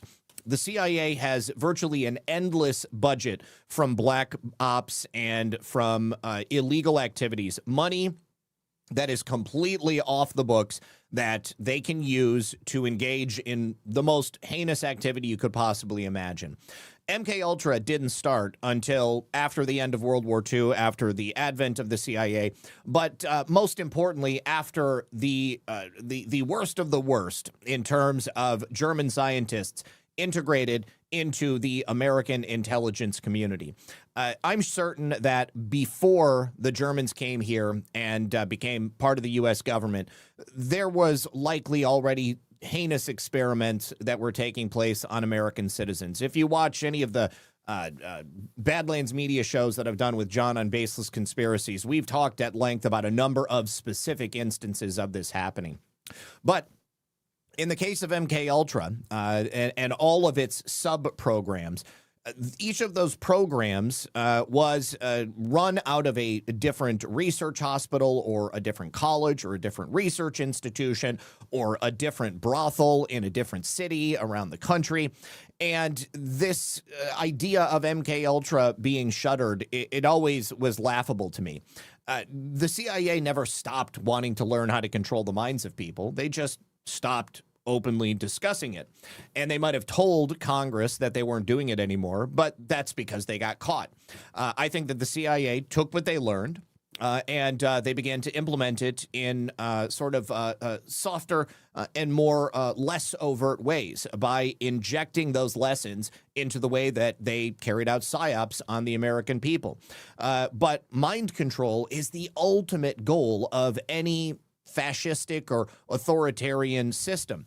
Now, the reason this is being talked about now is because there are new MKUltra hearings that are taking place in Congress right now. And the people who have testified have come out and said basically what I did, that MKUltra is alive and well. MKUltra is still ongoing. They might not call it MKUltra. They might call it any number of things, but that doesn't mean they're not doing it. So yesterday, two experts who testified before the House Oversight Committee about the history of MKUltra gave the members of the committee sort of a history lesson on it. Sidney Gottlieb was the man who was initially running it. He was a chemist and he was a spy. And there were 149 projects between the 1950s and the 1970s that were admitted to. But if you don't know, at a very high level, the CIA would drug Americans without their knowledge. They did this so that they could try to develop procedures to get information out of people. They not only would drug people, but they would also use methods of coercion against them. They would take, say, like a random businessman in San Francisco, set him up to have sex with a prostitute. They would film it. They would dose him with some LSD or probably some novel drugs that we don't even have names for. And then they would use interrogation techniques that they learned during the Cold War. They would break people down and then they would build them back up again. Also, through MKUltra and these horrific programs, they would use things like ritualistic abuse, sexual abuse, mind control, satanic invocation. They did just about anything that you could possibly imagine. If they could spend money to try it out, they would do it. Now, Stephen Kinzer, who is a senior fellow in international and public affairs at Brown University, he's and an investigative journalist named Tom O'Neill, were the ones who testified yesterday, and they're the ones who said that these experiments are likely still going on. Kinzer said there have been enormous advances in cyber technology, neuroscience, and artificial intelligence. Covert agencies may have access to tools for mind control that Sidney Gottlieb could not have even imagined. Now, obviously, what comes to mind there is V2K, voice-to-skull technology, and that is just one tiny subset of the many varied electronic methods that the CIA and other intelligence agencies likely have to be able to influence people, to be able to force them to do things that they want. Think about how many mass shooters have engaged in horrific things and then come forward later to say that, oh, they had voices in their head that were telling them to do these things. And then you find out that, well, they were under the care of a psychiatrist. And then you find out that they were known to law enforcement in some way. And then you find out that maybe their family has a connection to the intelligence community. There are patterns that you can see. And as we've also learned from a number of victims of MKUltra who have been here on the show before, there also seems to be a familial component to the ritualistic abuse that these children are forced to endure. You know, if you've got a parent who's a CIA agent who has also undergone some sort of traumatic mind control programming, they're going to be just fine allowing the CIA and their research scientists to do the same thing to their children. O'Neill added, is it happening today? Did it continue? I don't know. I can't imagine that it didn't, though, because the technology they worked to establish over 20 to 25 years ago and spent all of that money on, the CIA was obviously going to try to get the bang for their buck. I imagine it's being used. I have no evidence it's being used, but I think that the circumstances that I just mentioned tells you everything you need to know. Another overt goal of the MKUltra program was to create Manchurian candidates. And you look at the case of Sirhan and the assassination of Robert F. Kennedy Sr. There is a lot of evidence to suggest that he was one such Manchurian candidate. And then, of course, I could talk about MKUltra for freaking hours because there's just so much information that's come out and is being exposed over the years. Dr. Jolyon West, look into him if you guys don't know who he is. I actually did a whole show on him on Baseless Conspiracies. But witnesses at this congressional hearing claimed that this mind control program is still in effect today. I think that it's very obvious. Anybody who is in a vulnerable position is a perfect candidate to be used for this. We know they did experiments on people in insane asylums. We know they did experiments on people inside prisons. Charles Manson famously also was in MKUltra. Ted Kaczynski, the Unabomber, he was in MKUltra. The names that you've heard over the years, most likely they were probably MKUltra. So I can't imagine a world where the CIA didn't take all of those decades of research and the findings that they had come upon and not continue using them. And I think that one of the greatest mind control devices of the modern age is your cell phone, your electronic devices. They have the ability to use certain frequencies and tones to influence people. And if they can do it without having to steal a child and then engage in weeks or months of ritualistic sexual abuse, well, then they would probably want to go ahead and find a way to do that. They did it to people in the Army. They've probably done it to people on Skid Row in Los Angeles, the homeless, the drug addicted. Those people can go missing, and people will largely not even flinch. Now, as I mentioned, there were at least 149 sub-projects under MKUltra. You might have heard of MK Artichoke, things like that.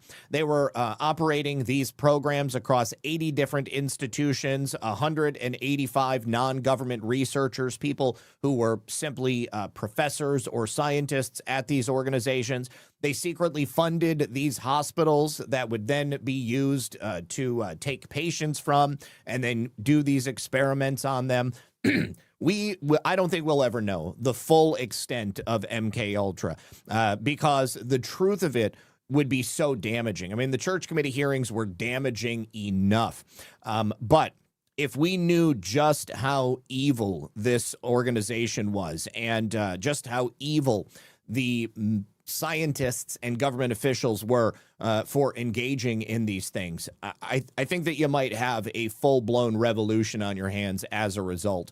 Think about also, of course, the Butler shooting, the strange circumstances surrounding that, how when the police ended up going to the home of the shooter and there was no silverware. You know what gets on silverware? Fingerprints. The entire house looked like it had been sanitized.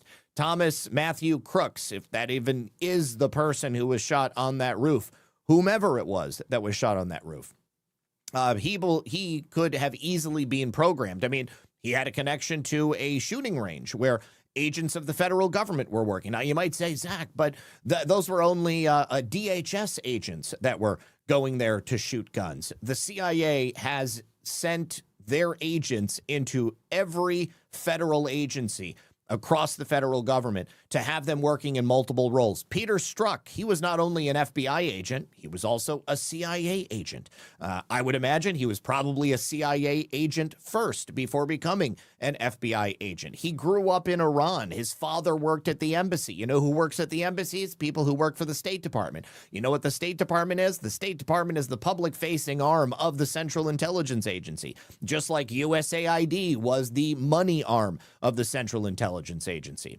They have long sought control over everything. And I believe that in the case of Barack Hussein Obama, they got probably their very first fully controlled presidential candidate. Of course, George H.W. Bush used to be the director of the CIA. Certainly, he probably was doing the bidding of the CIA. People like Gerald Ford. Gerald Ford basically was handed the presidency after they got rid of Richard Nixon. Richard Nixon was gotten rid of by the CIA. That whole thing was a CIA op at the Watergate. So I'm hoping that Anna Paulina Luna brings more information out that we don't know. You know, everything that I've seen her talking about or any of the members of the committee talking about are things that have long since been declassified. But I think it's unlikely that there are more documents that we're just going to come upon unless they tell us that they found another broom closet. Right? We found a broom closet in the basement of the CIA, and here is thousands of pages of MK Ultra documents that we didn't know were in our basement. I don't think that that's likely. But I believe MK Ultra never ended. I believe MK Ultra is currently now going on both in the back rooms of dusty federal buildings and research hospitals in the exact same way it is happening right now in full view of every single American citizen. So guard your minds, my friend. Guard your minds. Thank you very much to Sean Joe for 2, 3, 4, 5 more cookies. Thank you to Zach is on the subject like stink on shit. Yes, it is true, David. Thank you to Dale Bercier. Good to see you, Dale. Dropping a ship. He says, remember, I called out SGT report years ago. He is actively calling out Dave from X22. And we know you may be next, brother. I've heard people saying that, and he may try to call me out. And I do remember you calling. Dave was on the show. Sean from SGT was on the show, and it didn't go very well. He was kind of doom spiraling about the situation with the COVID-19 pandemic and the operation that had been done previously to plan it, and the audience just didn't respond to it, and he ended up leaving the show. And I wish the best for Sean. I wish the best for LT. I wish the best for Dave. I don't know why Sean would come after me. I mean, I guess if he's decided he doesn't like President Trump anymore, then he might come after me. But either way, Dale, I appreciate you. And furthermore, you, sir, are an amazing patriot. Dale, you are amazing as well. And again, I wish the best for Sean and everybody else. Amen. Good to see you, homie. He says citizen means subject, servant of the government. The word itself needs to be removed from the Constitution. The government is subject to we, the people. That's an excellent point. I will definitely keep that in my mind. Also, Darla says the LEO in this country needs to be able to use deadly force. Enough already. We don't have enough prisons. It costs us more. They do have the right to use deadly force, but the problem is that that deadly force is all too often then used against them. You know, I mean, I think about the appropriate use of force, such as with the George Floyd incident. You know, George Floyd didn't die from Derek Chauvin kneeling on his neck, even though people will still repeat that tired old psyop. George Floyd died because he swallowed a whole bunch of fentanyl, and the baggie exploded in his stomach, and then he just shuffled off this mortal coil. But I think we do need protections for police. But at the same time, we run the risk of moving too far, moving the Overton window too far, because we don't want police to just be killing people on the regular. What I would like is for federal agents to take a stronger stance against the people who are causing this unrest around the country. and perhaps they would take care of themselves in the interim. All right, so let's go ahead and move on from MK Ultra. Again, there's nothing new that I have seen, but I'm hoping that something is going to be brought forward. The one thing that I can tell you is that we are going to get some information related to the House Ethics Committee and the congressional members who used the taxpayer dollars of American citizens to settle monetary damages for the people who they committed sexual misconduct against. Frankly, we've already gotten the names of some people up until 2018. Now, it was my understanding that we only got names up until 2018 because after 2018, members of the House and the Senate, if they wanted to pay out a monetary settlement, they had to use their own money. That slush fund no longer existed. But the House has just passed a resolution directing the Ethics Committee to publicly release the records of all congressmen who have ever settled with victims of sexual misconduct. This was from a resolution filed by Representative Thomas Massey. Now, it was virtually 100%. We had 209 Republicans vote in favor of it and 210 Democrats vote in favor of it. Now, there were 8 no votes in the Republicans and 1 who voted present. And then there were 2 Democrats who were no votes. So that's, 11 people who did not vote in favor of it at all. I'm interested to take a look at those names and see why those people did not vote. Well, I mean, obviously these 10, they weren't there, but the one Republican who decided to just say present and not vote in favor of it, I would imagine that person might have one of these settlements, and so they just don't want to go on the record. But we're going to get a list. And I look forward to seeing what it is. Family Man, thank you so much for the $17 rant. Go, Zach. Thank you, brother. Appreciate you being here. Principled Enigma commenting on Bill Gates. The fact that Bill Gates has been a piece of shite for decades casts a shadow over Warren Buffett in my mind for donating anything to him. He should have cut ties with him a long time ago. I don't trust Warren Buffett as far as I can throw him. I mean, the guy is super, super wealthy for a reason. And generally speaking, when people get into that club, there's a reason, and it's not necessarily good. Principled Enigma says the IRS, the Fed, and the CIA need to be KIA. And he says, I've adapted. Cary Grant was tripping on just about every movie he made, and the way Walt Disney was also an acid freak. That's where Alice in Wonderland comes from. So, well, I mean, Alice in Wonderland, I mean, isn't that Lewis Carroll? The original drawings from Alice in Wonderland were pretty trippy, just like Alice in Wonderland. I'm not saying you're wrong. I just had never heard that Walt Disney was an acid freak. I didn't know that he was taking that stuff. That's crazy, but, maybe not too crazy.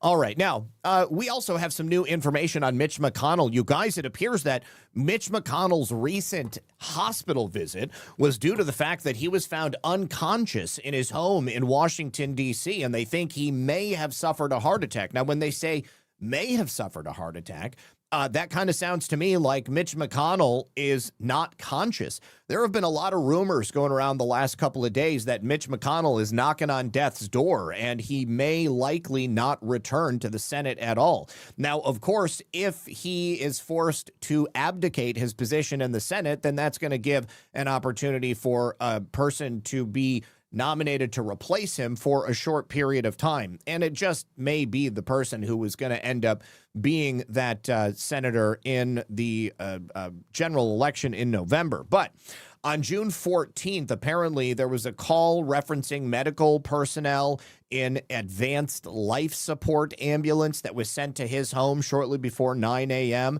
They got there, and on this recording, there were reports of CPR in progress for a cardiac arrest. The radio traffic was first reported by Punchbowl News, and representatives for former GOP leader McConnell have not commented on these communications, but they did say on the day of the incident that he was admitted to the the hospital this morning and was receiving excellent care. As far as I can tell, that's the only thing they've really said about it. But the next day, David Popp said that McConnell was working closely with staff on Senate business and Kentucky matters as he continues his recovery. I don't believe that for a second. Mitch McConnell barely looks present when he's physically in the Senate building. If he did have a heart attack or he was hospitalized for anything that would essentially keep him there for a length of time, as this apparently has, I doubt that Mitch McConnell is able to do much of anything. I mean, think about how many times he's fallen in the Senate. Think about how many times he's frozen and just completely gone like an MK Ultra victim. Apparently, Senate Majority Leader Thune did say that he has spoken with McConnell by the phone, but I don't believe Mr. Thune either. Mitch McConnell is 84 years old. It's time to give it up, Mitch. I know that you're not going to serve another term, but I think that it's just time to go ahead and give it up right now. Jep863 says, nah, Zach, they just forgot to plug Mitch the Glitch in to charge that night. that very likely could be. Oh, my gosh. No, unfortunately, David, Mitch is not dead yet, but people are reporting that he might die. And this report from Punchbowl seems to be the closest indication that we have that something is drastically wrong with Mitch McConnell. I mean, more wrong than him already publicly withering away on camera every day when he does show up to work. All right, now we got to talk about the Supreme Court and what happened yesterday with Nina Totenberg. Now, we do have some new details I'm dropping here from my good friend MJ Truth. He says Amy Coney Barrett apparently just had to announce that she was given a book deal. Now, the circumstances of this book deal make it look like she very likely is on the take, allegedly in somebody else's opinion. Now, on May 4th of this year, Amy Coney Barrett spoke at the George W. Bush Presidential Center in Dallas, Texas. Now, she was speaking about her new book. It's called Listening to the Law, Reflections on the Court and Constitution, and it was moderated by the Bush Center president and CEO, Shiloh Brooks. Now, this book was written, well, she got the book deal back in 2021. She received $2 million in advance, and it was handled by the literary agency Javelin. Now, this just so happens to be the same agency that represented none other than corrupt cop James Comey for his book, A Higher Loyalty. Now, even more interesting, Javelin was co-founded by Matt Latimer. Matt Latimer was a former speechwriter for George W. Bush, and Keith Urban, who served as Donald Rumsfeld's chief of staff for a number of years after Rumsfeld left office. Matt Latimer and Urban are also not allies of President Trump. They are from the old school pre-Trump neocon Republican circles. They have both openly criticized him in public. And I did not know this, but Amy Coney Barrett's father, Michael Coney, worked for Shell Oil Company as an attorney for 29 years. His business was focusing on legal matters inside the Gulf of Mexico, now the Gulf of America, and offshore drilling. He was also active for over 2 decades in the American Petroleum Institute's Exploration and Production Law Subcommittee. Now, the drilling for oil offshore was pioneered by companies like George H.W. Bush's Zapata Petroleum and supported by companies like Dick Cheney's Halliburton. He was, of course, CEO for a time, and then they became Kellogg Brown and Root. And after we went into Iraq and Afghanistan, KBR and Halliburton got all of these contracts from the United States government. Certainly looked like a bunch of glad handing that was coming from corrupt government officials. Now, with these connections, this multi-million-dollar book deal, which, as many people are aware, book deals are a frequent way of paying off people in positions of public authority, but it was directly negotiated by agents of elements that are very critical and hateful towards President Trump and certainly don't want to make America great again. I think that Amy Coney Barrett has been a failure as a Supreme Court justice, and I'm looking at any possible reason why she might want to stand in the way of President Trump's efforts to make America great again. Now, yesterday I was unable to get to the specifics of the dissenting opinion written by Justices Thomas and Alito before we had to get off the air. But Chief Justice John Roberts wrote the majority opinion, and of course, Alito and Thomas dissented. They said the court today takes the extraordinary step of holding facially unconstitutional the president's order excluding from citizenship the children of foreign temporary visitors and illegal aliens. Both the Civil Rights Act and the Citizenship Clause guaranteed citizenship to persons born and domiciled in the United States regardless of their race. Neither guaranteed citizenship to persons who were not domiciled in the United States, Thomas wrote. Blacks were entitled to citizenship because they were Americans. They had no other homeland. They owed no allegiance to any foreign power, and they were subject to no other authority. They fought and bled in the same battles, and they gained and gloried in the same victories, and they were liable to be called upon to defend America in time of war alongside every other citizen, Thomas added.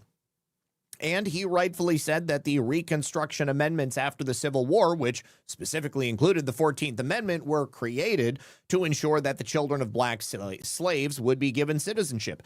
In doing so, the courts adds to the sad history of the 14th Amendment, which was designed and understood to secure equal rights for the freed blacks, but has instead been repurposed for political projects that the Reconstruction Congress did not support.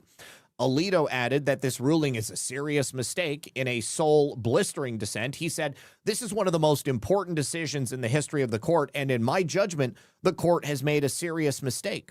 Careful analysis of the text of the 14th Amendment and the process that led to its adoption shows that it does not degrade the concept of United States citizenship in this way. Instead, the 14th Amendment confers citizenship on only those children who at birth owe allegiance solely to this country. As we know, anchor babies do not.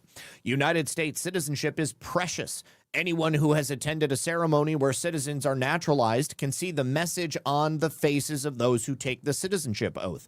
Before saddling the nation with a medieval rule, we had better be certain the Constitution requires it." President Trump also, of course, responded to this online. Remember, yesterday he congratulated the nation of China under President Xi. Now, I had mentioned yesterday I thought it was highly likely that the article written by Nina Totenberg at NPR was likely a trap to determine who was leaking from the Supreme Court. If we take a look at the Wayback Machine archived version of the article, she says in the article that the justice was retired on Friday, which meant that not only did she publish it early, but she published it several days early. So I think that there is a lot more to this story. Now, Nina Totenberg has now gone on the record to try and explain away how it was that she published this article. Nina Totenberg, if you don't know, is the Supreme Court reporter for NPR. She's the one who published this article initially before it was republished by Politico, and it was only online for about 10 minutes. But in that article where she wrote, Justice Samuel Alito, who wrote the Supreme Court's opinion reversing Roe v. Wade, is retiring, the court announced on Tuesday. Well, on Tuesday, the Supreme Court had not announced that Alito was retiring. Also, she says that he retired on Friday. Well, it was Tuesday when she published this article. Excuse me. Yeah, it was Tuesday.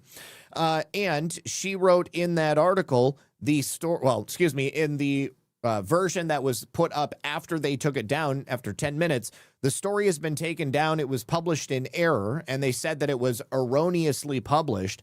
Totenberg already had this draft article of Alito's retirement ready in advance of the announcement, and they claimed that Totenberg assumed that Alito was retiring after she heard a bystander in the Supreme Court say that Chief Justice Roberts made a retirement announcement. Listen to this and tell me if you think it passes the smell test, because it doesn't for me. Totenberg was reporting on the final day of the Supreme Court session on Tuesday. As she was leaving the court, Chief Justice John Roberts was announcing upcoming retirements. Totenberg wondered why everyone else wasn't leaving and asked someone outside the court. According to her interview that same day on All Things Considered, Totenberg asked a bystander what was going on, and the person replied, retirement announcements. But Totenberg heard the reply in the singular, retirement announcement, and assumed it was the notice that Alito was retiring. Now, she also revealed on All Things Considered that she made a rookie mistake. Nina Totenberg has been reporting on the goings and comings of the Supreme Court for NPR for decades. She is not a rookie. She said, I scared everybody half to death for 5 minutes. It's entirely on me. It's not anybody else's fault. She seems to be bending over backwards to try to convince everyone that nobody else was giving her information about the comings and goings of the Supreme Court, that this was all on her. Even if she wrote this article in advance of a retirement that she believed to be coming, it still doesn't make any sense because Alito has not indicated that he might retire. Alito hasn't indicated that he's planning to retire. Nobody in the court said that somebody was planning to retire. So who is this mysterious stranger that she spoke to outside of the courtroom? There's only so many people who are assigned to report on the Supreme Court. I would hazard a guess that everybody who reports for the mainstream media all know each other. They're all familiar with each other, and they're all hanging out before and after the Supreme Court adjourns for the session. So I just simply do not believe this. Now, Totenberg read this apology to Alito on that show on NPR. Dear Justice Alito, there are no words to adequately apologize for today's error in reporting your retirement. It was entirely my fault. I rushed out of the courtroom after the opinion announcements, and when I realized that the usual rush of folks after a few minutes had not happened, see, she knows exactly what to expect. I asked somebody what was going on inside, to which the answer was retirement announcements. I didn't hear the S on announcements, and I assumed something no reporter should ever do, that you were retiring. Why wouldn't she assume that Sotomayor was retiring? Why wouldn't she assume that Justice Roberts was retiring? Why wouldn't she assume that Justice Thomas was retiring? Somebody in SCOTUS told Nina Totenberg that Alito was retiring, and he's not retiring. It was the worst professional mistake of my more than 50 years in journalism. 50 years in journalism, guys. If anybody is going to leak something from the Supreme Court, they're leaking it to Nina Totenberg. I could go on, but I don't know what else to say except that I am so sorry. Now, NPR appears to be giving her a pass on this. Totenberg is one of the most experienced reporters covering SCOTUS. She's done so for NPR since 1975. Her status contributed to the error, meaning that they're saying they trusted her, and that's why they didn't bother to fact check. She's the preeminent Supreme Court reporter in the courtroom, so I'm assuming that's what she heard. She's in the room. It's like when we report opinions. I'm not waiting to see what the Times is reporting. It's when Nina says, here's what happened, and we do it. That's the trust that you build up. Yeah, I do not believe it in any respect. Now, we do also have here the irreplaceable Stephen Miller giving us his opinions about the decision from yesterday. Let's take a listen. How old were you when you found out that this blue liquid makes fat come out in your pee within 24 hours? And better yet, the government... Wound in the heart. Okay, full screen. Here we go. Wound in the heart of the American Republic. Look, Jesse, I can step tomorrow onto the deck of a 747. It does not mean that I am the pilot of that plane and I'm qualified to fly it. Just physically being on U.S. soil does not make you a citizen or qualified to carry on or capable of executing the inheritance of this country. We have people from all over the world, from third world nations that on their own would have never invented the wheel, let alone modern technology, let alone medicine, let alone air travel. And they can just come into the country, have a baby at a hospital, paid for by you and me, and then that baby's automatically a citizen. That baby can sit on a jury when he turns 18 and sit in judgment of you, and sit in judgment of me, and sit in judgment of our loved ones, can decide who our mayors are, our governors are, our presidents are. Citizenship means nothing if it is open to everyone. The idea that you can have a cruise ship filled with foreigners and they just dock at a port for an hour and someone has a baby, Jesse, the baby's an American citizen. They can vote in every election for the rest of their lives. They can be living in a foreign country and cashing welfare checks from American citizens. Look, I know that some of the justices who worked on this, they think that they're so intelligent. There is no possible reading of the 14th Amendment that applies to foreigners with foreign loyalties, foreign citizenship, foreign obligations, foreign everything. And here's another point. Here's a pretty good clue.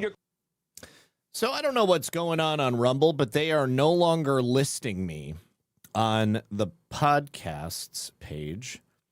And I can't even find my episode, which is live now. They have all of these other shows that have, you know, maybe a handful of people watching. Those are what's being put on the podcast page. Ah, there we are. I'm on news. I'm only on news. I'm the number 2 on news. Okay. That's just, that's weird. I wonder why they're doing that. Okay. Anyways, Stephen Miller's correct. We know Stephen Miller's correct. He's echoing a lot of the same sentiments that I think all of us have shared at one time or another. And as we said yesterday, this is not an issue that is complete.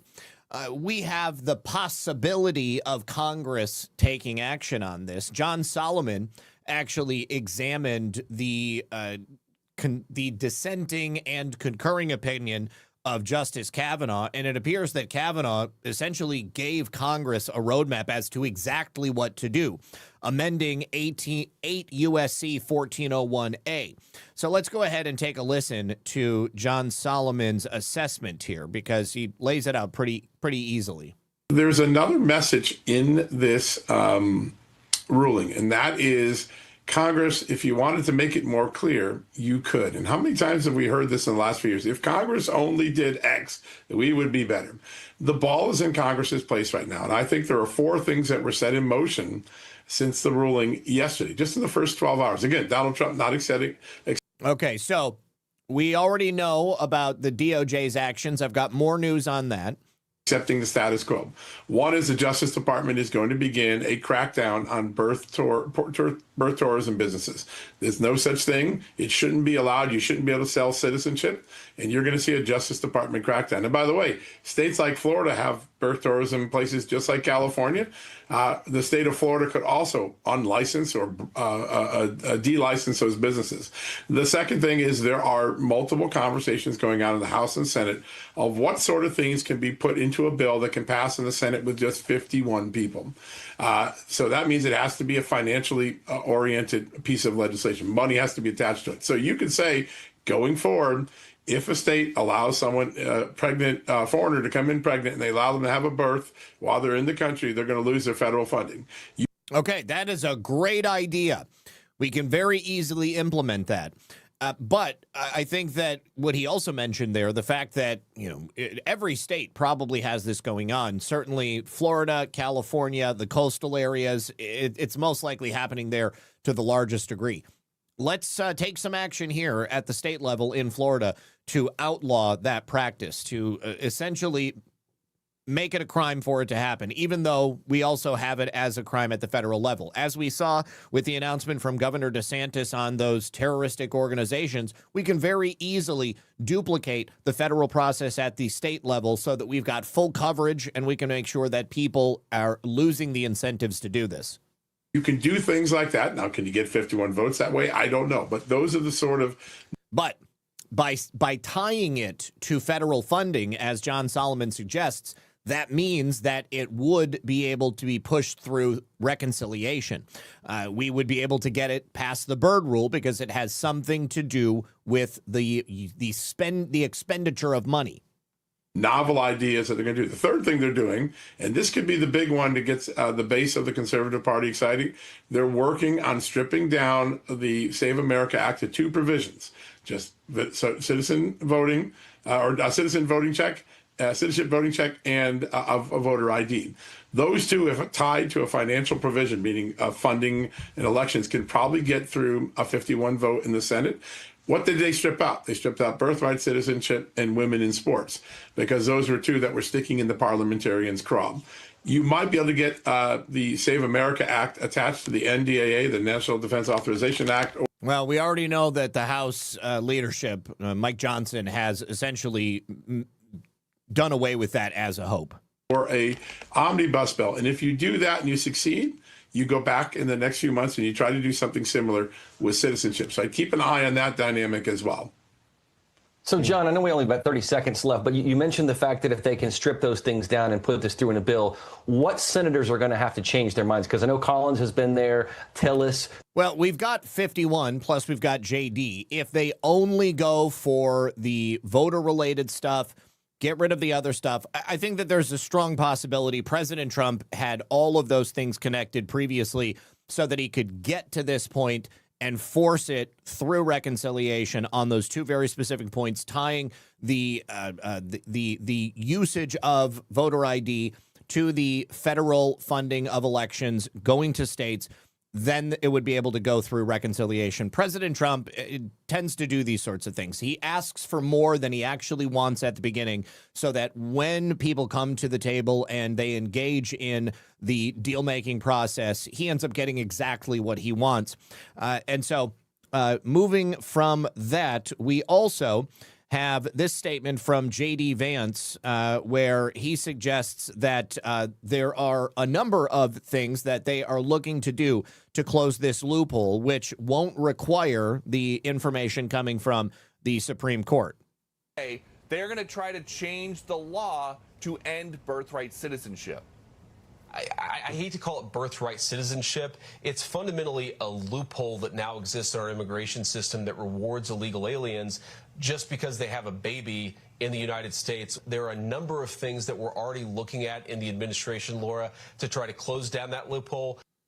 So he's calling it a loophole, and this is how many people, we've got a graphic. It's a loophole to show how many people benefit from it every year. 260,000 babies every year are given automatic U.S. citizenship who have parents that are not citizens or lawful permanent residents. When it goes to the birth tourism citizens, that is 20 to 26,000 per year. Justice Samuel Alito, who is not retiring despite an erroneous NPR report yesterday that he was, says this is one of the most important decisions in the history of the court, and in my judgment, the court has made a serious mistake. It was a much better day for the Trump platform regarding trans athletes. The president.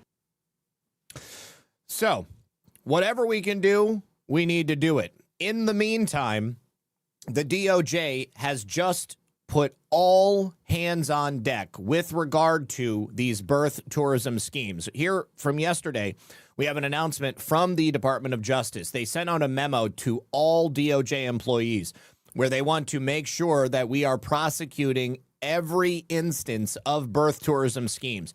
This is coming from the fraud department, Colin McDonald, and he says the benefits of United States citizenship require little explanation. Unlike most countries in the world, the United States extends this extraordinary privilege to almost anyone born within its borders and territories. Regrettably, the American system is exploited each year by thousands of foreigners who travel to the U.S. under false pretenses to give birth and secure citizenship for their child. The criminal laws of the United States already prohibit conduct inherent to many of these so-called birth tourism schemes. For example, many such schemes start with a false visa application, with lies about the purpose of duration of one's travel to the United States, in violation of 18 U.S.C. 1546. I think that we should also force any woman coming to visit the United States to take a pregnancy test. If she is pregnant when she plans to come here to the United States, I think that they must be made to sign an explicit legal agreement stating that they do not intend to give birth here in the United States. And if they do give birth in the United States, they agree to waive all right to any type of citizenship. Of course, that will only extend as far as people who are coming here and telling us that they're coming here. There is more that needs to be done to ensure that people who just show up to pop a baby out in the dirt are not going to be given this benefit. Some recent examples crystallize these schemes. In 2024, a husband and wife, Michael Wei Yu Lin and Jing Dong, were each sentenced to 41 months in prison for operating this birth tourism business called USA Happy Baby Incorporated that charged Chinese clients tens of thousands of dollars to help them give birth in the United States. They would assist customers with obtaining fraudulent visas to enter the U.S., provided customs entry guidance, housing, and transportation. As part of the scheme, Liu and Dong coached their customers on how to hide their pregnancies from immigration authorities. Now, we also have the issue of people taking birth tourism cruises, where they'll just go sit in a cruise ship inside U.S. waters off the coast of Florida or off the coast of California. They'll have the baby on the cruise ship, and then the baby gets American citizenship. I think that there should probably be rounds done by the Coast Guard to make sure that people are not doing that. And if they're doing that, then those people can be arrested, and then we can go ahead and get rid of them. Now, there are apparently a whole bunch of posts online urging people to call ICE on pregnant illegal aliens so that we can prevent those illegal aliens from being able to have babies here in the United States. Apparently, X is being flooded with posts. Many of them are going viral, and one of the most viral comes from former West Virginia lawmaker Derek Evans, who has been on the show before. He said, if you see a pregnant foreigner, contact ICE immediately. The future of our country depends on it. There were 25,000 likes at the time of the writing of this article. Journalist Eric Spracken echoed a similar message. It's time to call ICE on every pregnant foreigner you see. Enough is enough. Now, of course, there are people who are going to say, well, how do you know they're a foreigner? What if you just contact ICE and call them on brown people? Well, you know what? That's the point that we're at. That is the state of our nation, that it's become necessary to call ICE anytime you see somebody who may not be an American citizen. So we need to put ICE on as many streets as possible and get these people out of here. Now, in some of these instances, we are having major success. Anti-Sync here posts that there are videos flooding in Texas of abandoned construction and landscaping trucks, white vans and trailers left on the side of the road with tools across the country. ICE is ramping up, and they are not playing. They are targeting these work vehicles hard, and apparently these illegals are posting warning messages in their personal groups saying, ditch the white van, remove business names, leave the trailer, and get a ride in a regular car. And then people are posting truck and tools left at this spot. They got them. That means that enforcement is working.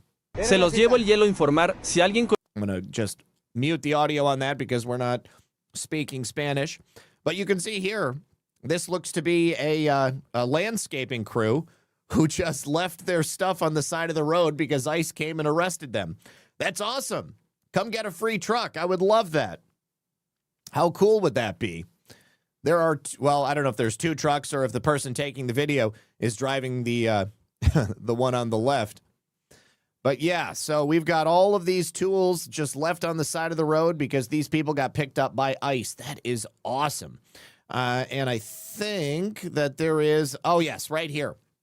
President Trump speaking today in North Dakota. Like I said yesterday, he doesn't appear to be nervous. He appears to be cool as a cucumber. And he wanted the crowd to know that the administration is taking action. It was the most important, and we want some others too. It was the most important decision of all of them, I think. But we'll take care of the birthright citizenship because that was not meant for rich people from other countries. That was meant for, actually, it was meant for the babies of slaves. If you look at it, it was a month after the Civil War ended that it went through. That's because it was meant for the babies of slaves. It wasn't meant for rich people from China. They came over in Gulf Streams. It was meant for the babies of slaves. So I believe, no, I know they got it wrong, but that's okay because they gave us something that nobody thought. But they also gave us something in one of the sessions a year ago was called merit. Our country now is based again own merit. It was the most important, and we want some others too. It was the most important. So the president is working on it. It appears that they are all hands on deck. It's worth mentioning that back in 1993, one Senator, Harry Reid from Nevada, a Democrat, attempted to place a bill out for voting that would eliminate birthright citizenship. And it's interesting to hear the way that he talks about it in this clip, because this is obviously not what modern day Democrats believe. But Senator Bernie Moreno said that he is going to introduce this bill with the exact language that was filed by Harry Reid back in 1993. And we wonder, in this country, why we have an illegal immigration problem. If making it easy to be an illegal alien isn't enough, how about offering a reward for being an illegal immigrant? No sane country would do that, right? Guess again. If you break our laws by entering this country without permission and give birth to a child, we reward that child with U.S. citizenship and guarantee of full access to all public and social services this society provides. And that's a lot of services. Is it any wonder that 2/3 of the babies born at taxpayer expense at county-run hospitals in Los Angeles are born to illegal alien mothers? Just when the American people think nothing can be more absurd than the way we deal, or rather don't deal, with illegal immigration, they discover that we have a political asylum system that would qualify us for Senator Proxmire's Golden Fleece Award 1,000 times over. I don't know why he didn't make this award. He should have. Last year, more than 100,000 people showed up in this country, landing at our airports, washing up on our shores in leaky boats, crossing our borders illegally, overstaying their visas, saying two magic words, political asylum, and virtually assured themselves of being allowed to remain in the United States forever. Anyone, no matter how specious the claim, can utter those words and usually within a matter of hours be released on their own recognizance onto the streets of our country with a promise that they'll show up for a hearing 18 months later. Can anyone really say they're surprised that the vast majority of asylum applicants never, ever show up for these hearings? They never show up. And they haven't been showing up for 30 freaking years or more. This is a problem that could have been dealt with at any time in the past, and they decided not to. Now, just to show you why this is so relevant, AG Blanche and FBI Director Kash Patel earlier today announced 8 Tren de Aragua members that were just arrested in the murder and kidnapping of a father and his children in Texas and Illinois. This is horrible. Kash Patel on the terrorist cartel organization Tren de Aragua, live here on C-SPAN 3. Came here illegally, all 8, every one of them, during the Biden administration, and went on to allegedly commit the heinous crimes described in the charges discussed today. First, let me tell you what happened to a family outside Dallas, Texas. In 2024, 4 men murdered a father. And then they kidnapped his 13-year-old daughter and 12-year-old nephew. Today, right outside Dallas, we unsealed an indictment charging 5 alleged members of TDA with various crimes arising out of that incident I just described. 3 of the 4 are already in custody in the United States for other crimes they had committed, and 1 is being held in Colombia. Now, listen to this. Listen to what they did. They kidnapped this father and his 2 children, and they tried to extort the father. And then once they learned that the father didn't have the money that they wanted, they murdered him in front of his kids. Let me tell you what that evidence was. On August 24th, 2024, in the middle of night, a man and 2 kids had their hands zip-tied and were kidnapped by TDA members who demanded that they pay them money. Once the TDA members realized the man could not pay them any money, they pulled over by a bridge in Dallas and told the man to jump off. When he refused to do so and attempted to flee, a TDA member gunned him down, execution style, in front of the 2 children. The Farmers Branch police found the man on the side of the road, abandoned and bleeding from the head because of a single gunshot right between his eyes. This led my office to initiate an international investigation of this transnational criminal organization. I immediately mobilized my violent crime chief, Jeremy Fugate, to team up with... This is what they're importing. This is the world that they have created for us. Look at this. Yep.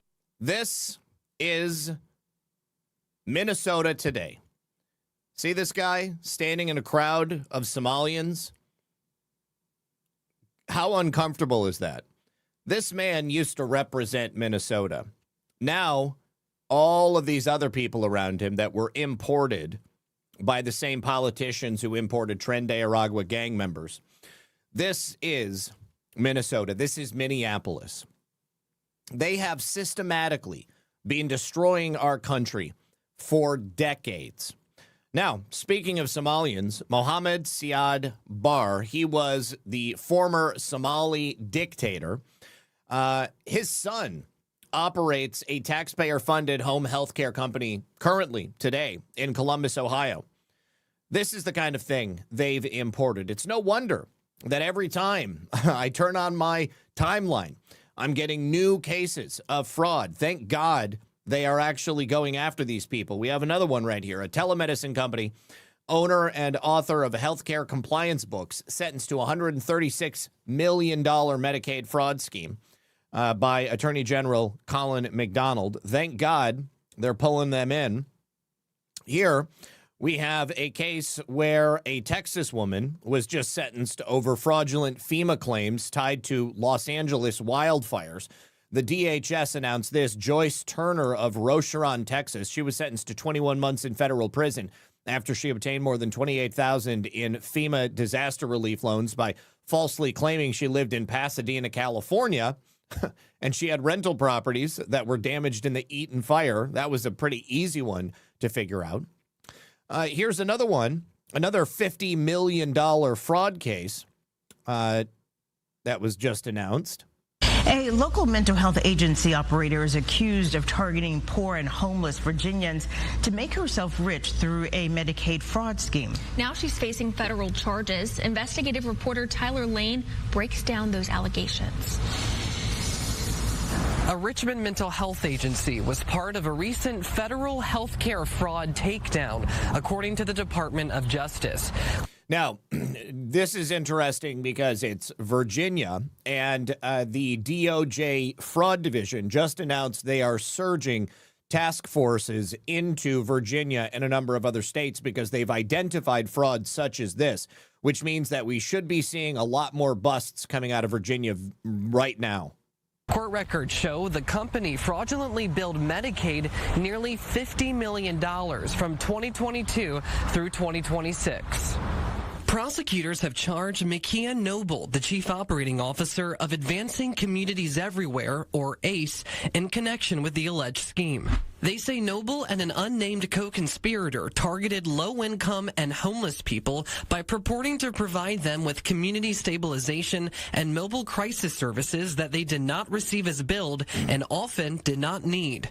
These services are meant to help those suffering a short-term behavioral health emergency. Prosecutors allege Noble bribed homeless people with free hotel rooms to influence them to use ACE's services. They say ACE cycled patients through services and repeatedly readmitted them, not because of clinical need, but to generate reimbursements from Medicaid.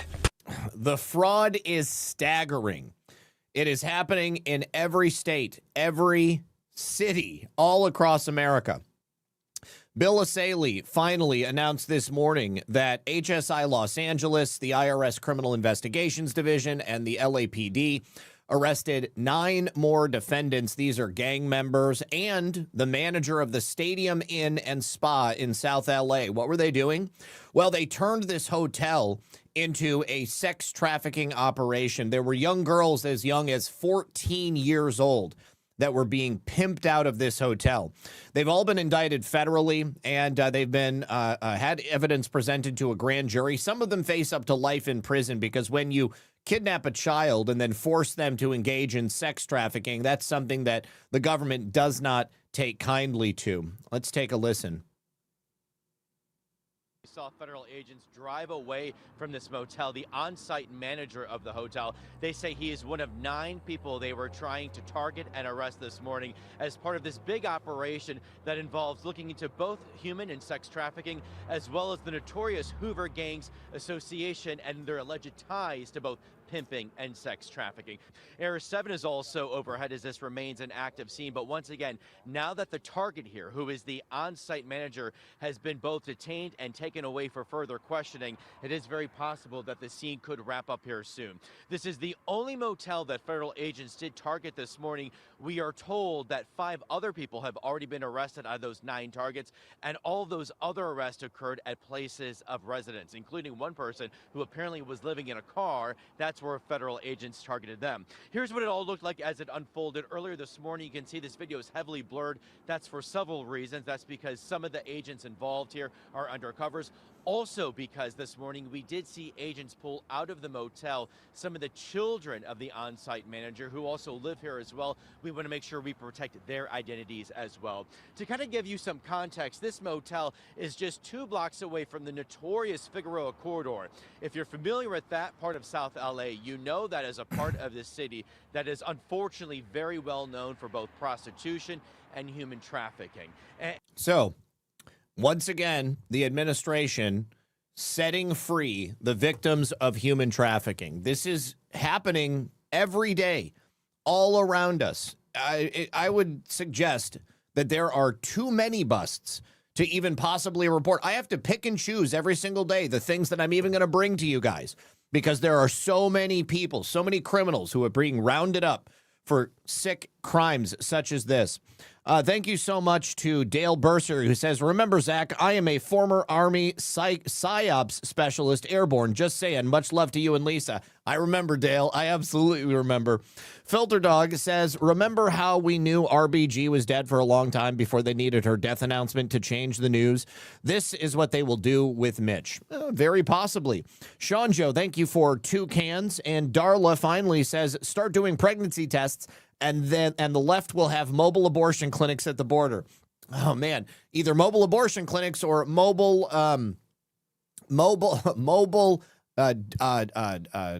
adoption clinics so that they can take those kids and steal them. Also, thank you so much to let's see, Principled Enigma, who said, full disclosure, I stand corrected on Alice in Wonderland, and the allegations of Walt Disney being an acid freak are invalidated urban legends. Thank you, Grok. Also, question for Grok. Did Cary Grant use LSD when he was making many of his movies? Grok, yes. Cary Grant used LSD extensively while making his movies. I've actually heard that one before. And he says, you know, it dawns on me that you can sound pretty vulgar and offensive if you just piece Chinese names together the right way. Like the main character in the old Shadow Warrior, Lo Wang. Remember Sum Ting Wong? Remember they got the anchor to say that the pilots that had went down in that airplane? Principled Enigma says, and everything about Lo Wang allegedly is hard. Will to push forward. Details in people's asylum claims have been showing to be very lazy in their documentation. Many of them don't really qualify to the level of being specious. It shows the lacking of education of English, too. Also, do you remember that lawyer that I reported on that was being investigated by the DOJ last week for all of those specious asylum claims? She's actually handed in her law license. She is no longer allowed to be a lawyer, so that is great news. Superroot says, remember when politicians were arguing about how much more American they were compared to their opponent? I definitely do. Seems like H.W. Bush election and 9/11 were the breaking points of that. Never really heard it. And then Motor On says, my darling Sherry, you cracked my piggy bank. Thank you very much, Motor On. And thank you, my darling Sherry. Also, Principled Enigma. I wonder if gays would sound more normal if they split their tongues like a bird. And then Sandosan finally says, this show really ties the news together. Thanks, Zach. Thank you very much. I appreciate it. All right, you guys, if you haven't yet, do me a favor, hit that like button. I definitely would appreciate it. It would mean a lot. And then also don't forget about all of the final sponsors of the program. That would really help out if you guys could support them as well. And it looks like I have one more from our friends over here on Rumble. So let me get that pulled up. As you guys know and have probably noticed, Rumble is growing fast and they're not slowing down anytime soon. That's because they're building a real alternative to big tech that puts creators first and actually protects free speech. Now, you can use Rumble Premium. It's an easy way to upgrade your experience. With Premium, you get ad-free viewing across the entire platform, no pre-rolls, no interruptions, just the content that you came for. Plus, Premium members unlock exclusive content like bonus videos, behind-the-scenes drops, and even more from your favorite creators. And right now, Rumble is offering $10 off an annual subscription. To take advantage of it, just go to rumble.com/premium and use the promo code STUDIO at checkout. You can also use that QR code on screen. Once again, that's rumble.com/premium and use the code STUDIO. No ads, more freedom, and the content you actually care about. That's the deal. Thank you so much to Rumble, and thank you to everybody for hanging out with us today. I will be back tomorrow at 5 p.m. for another fun-filled episode of Red Pill News Live. I hope you guys will join me, and let me pass out these gold pills, and then I'm going to set up a raid for you guys to head on over to another show that's live right now. Really appreciate your generosity today, guys. Thank you so much for supporting my work here on Red Pill News, and I hope to see you tomorrow. Good luck, and God bless.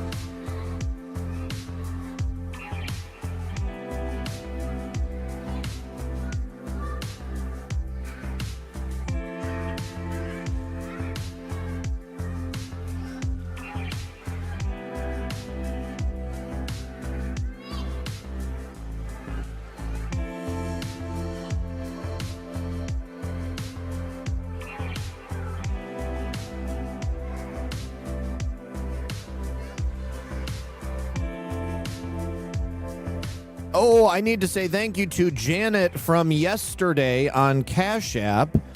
Janet said, SCOTUS hasn't heard about China tourist hotels? Much love. Yeah, I tend to think that they have heard about them, but they are so hung up on the language of the Constitution in a very narrow sense, and the fact that Congress hasn't specifically and expressly prohibited people from being born on American soil being United States citizens. I think that ultimately what they were attempting to do was to tell Congress that this is their job and that they didn't want to be in charge of it. They could have taken care of it, but they're a bunch of weak and ineffectual fools, just like all of the rhinos in Congress as well. Either way, thanks again, Janet. Appreciate you. Thank you to everybody in the chat. Hit that like button. Peace.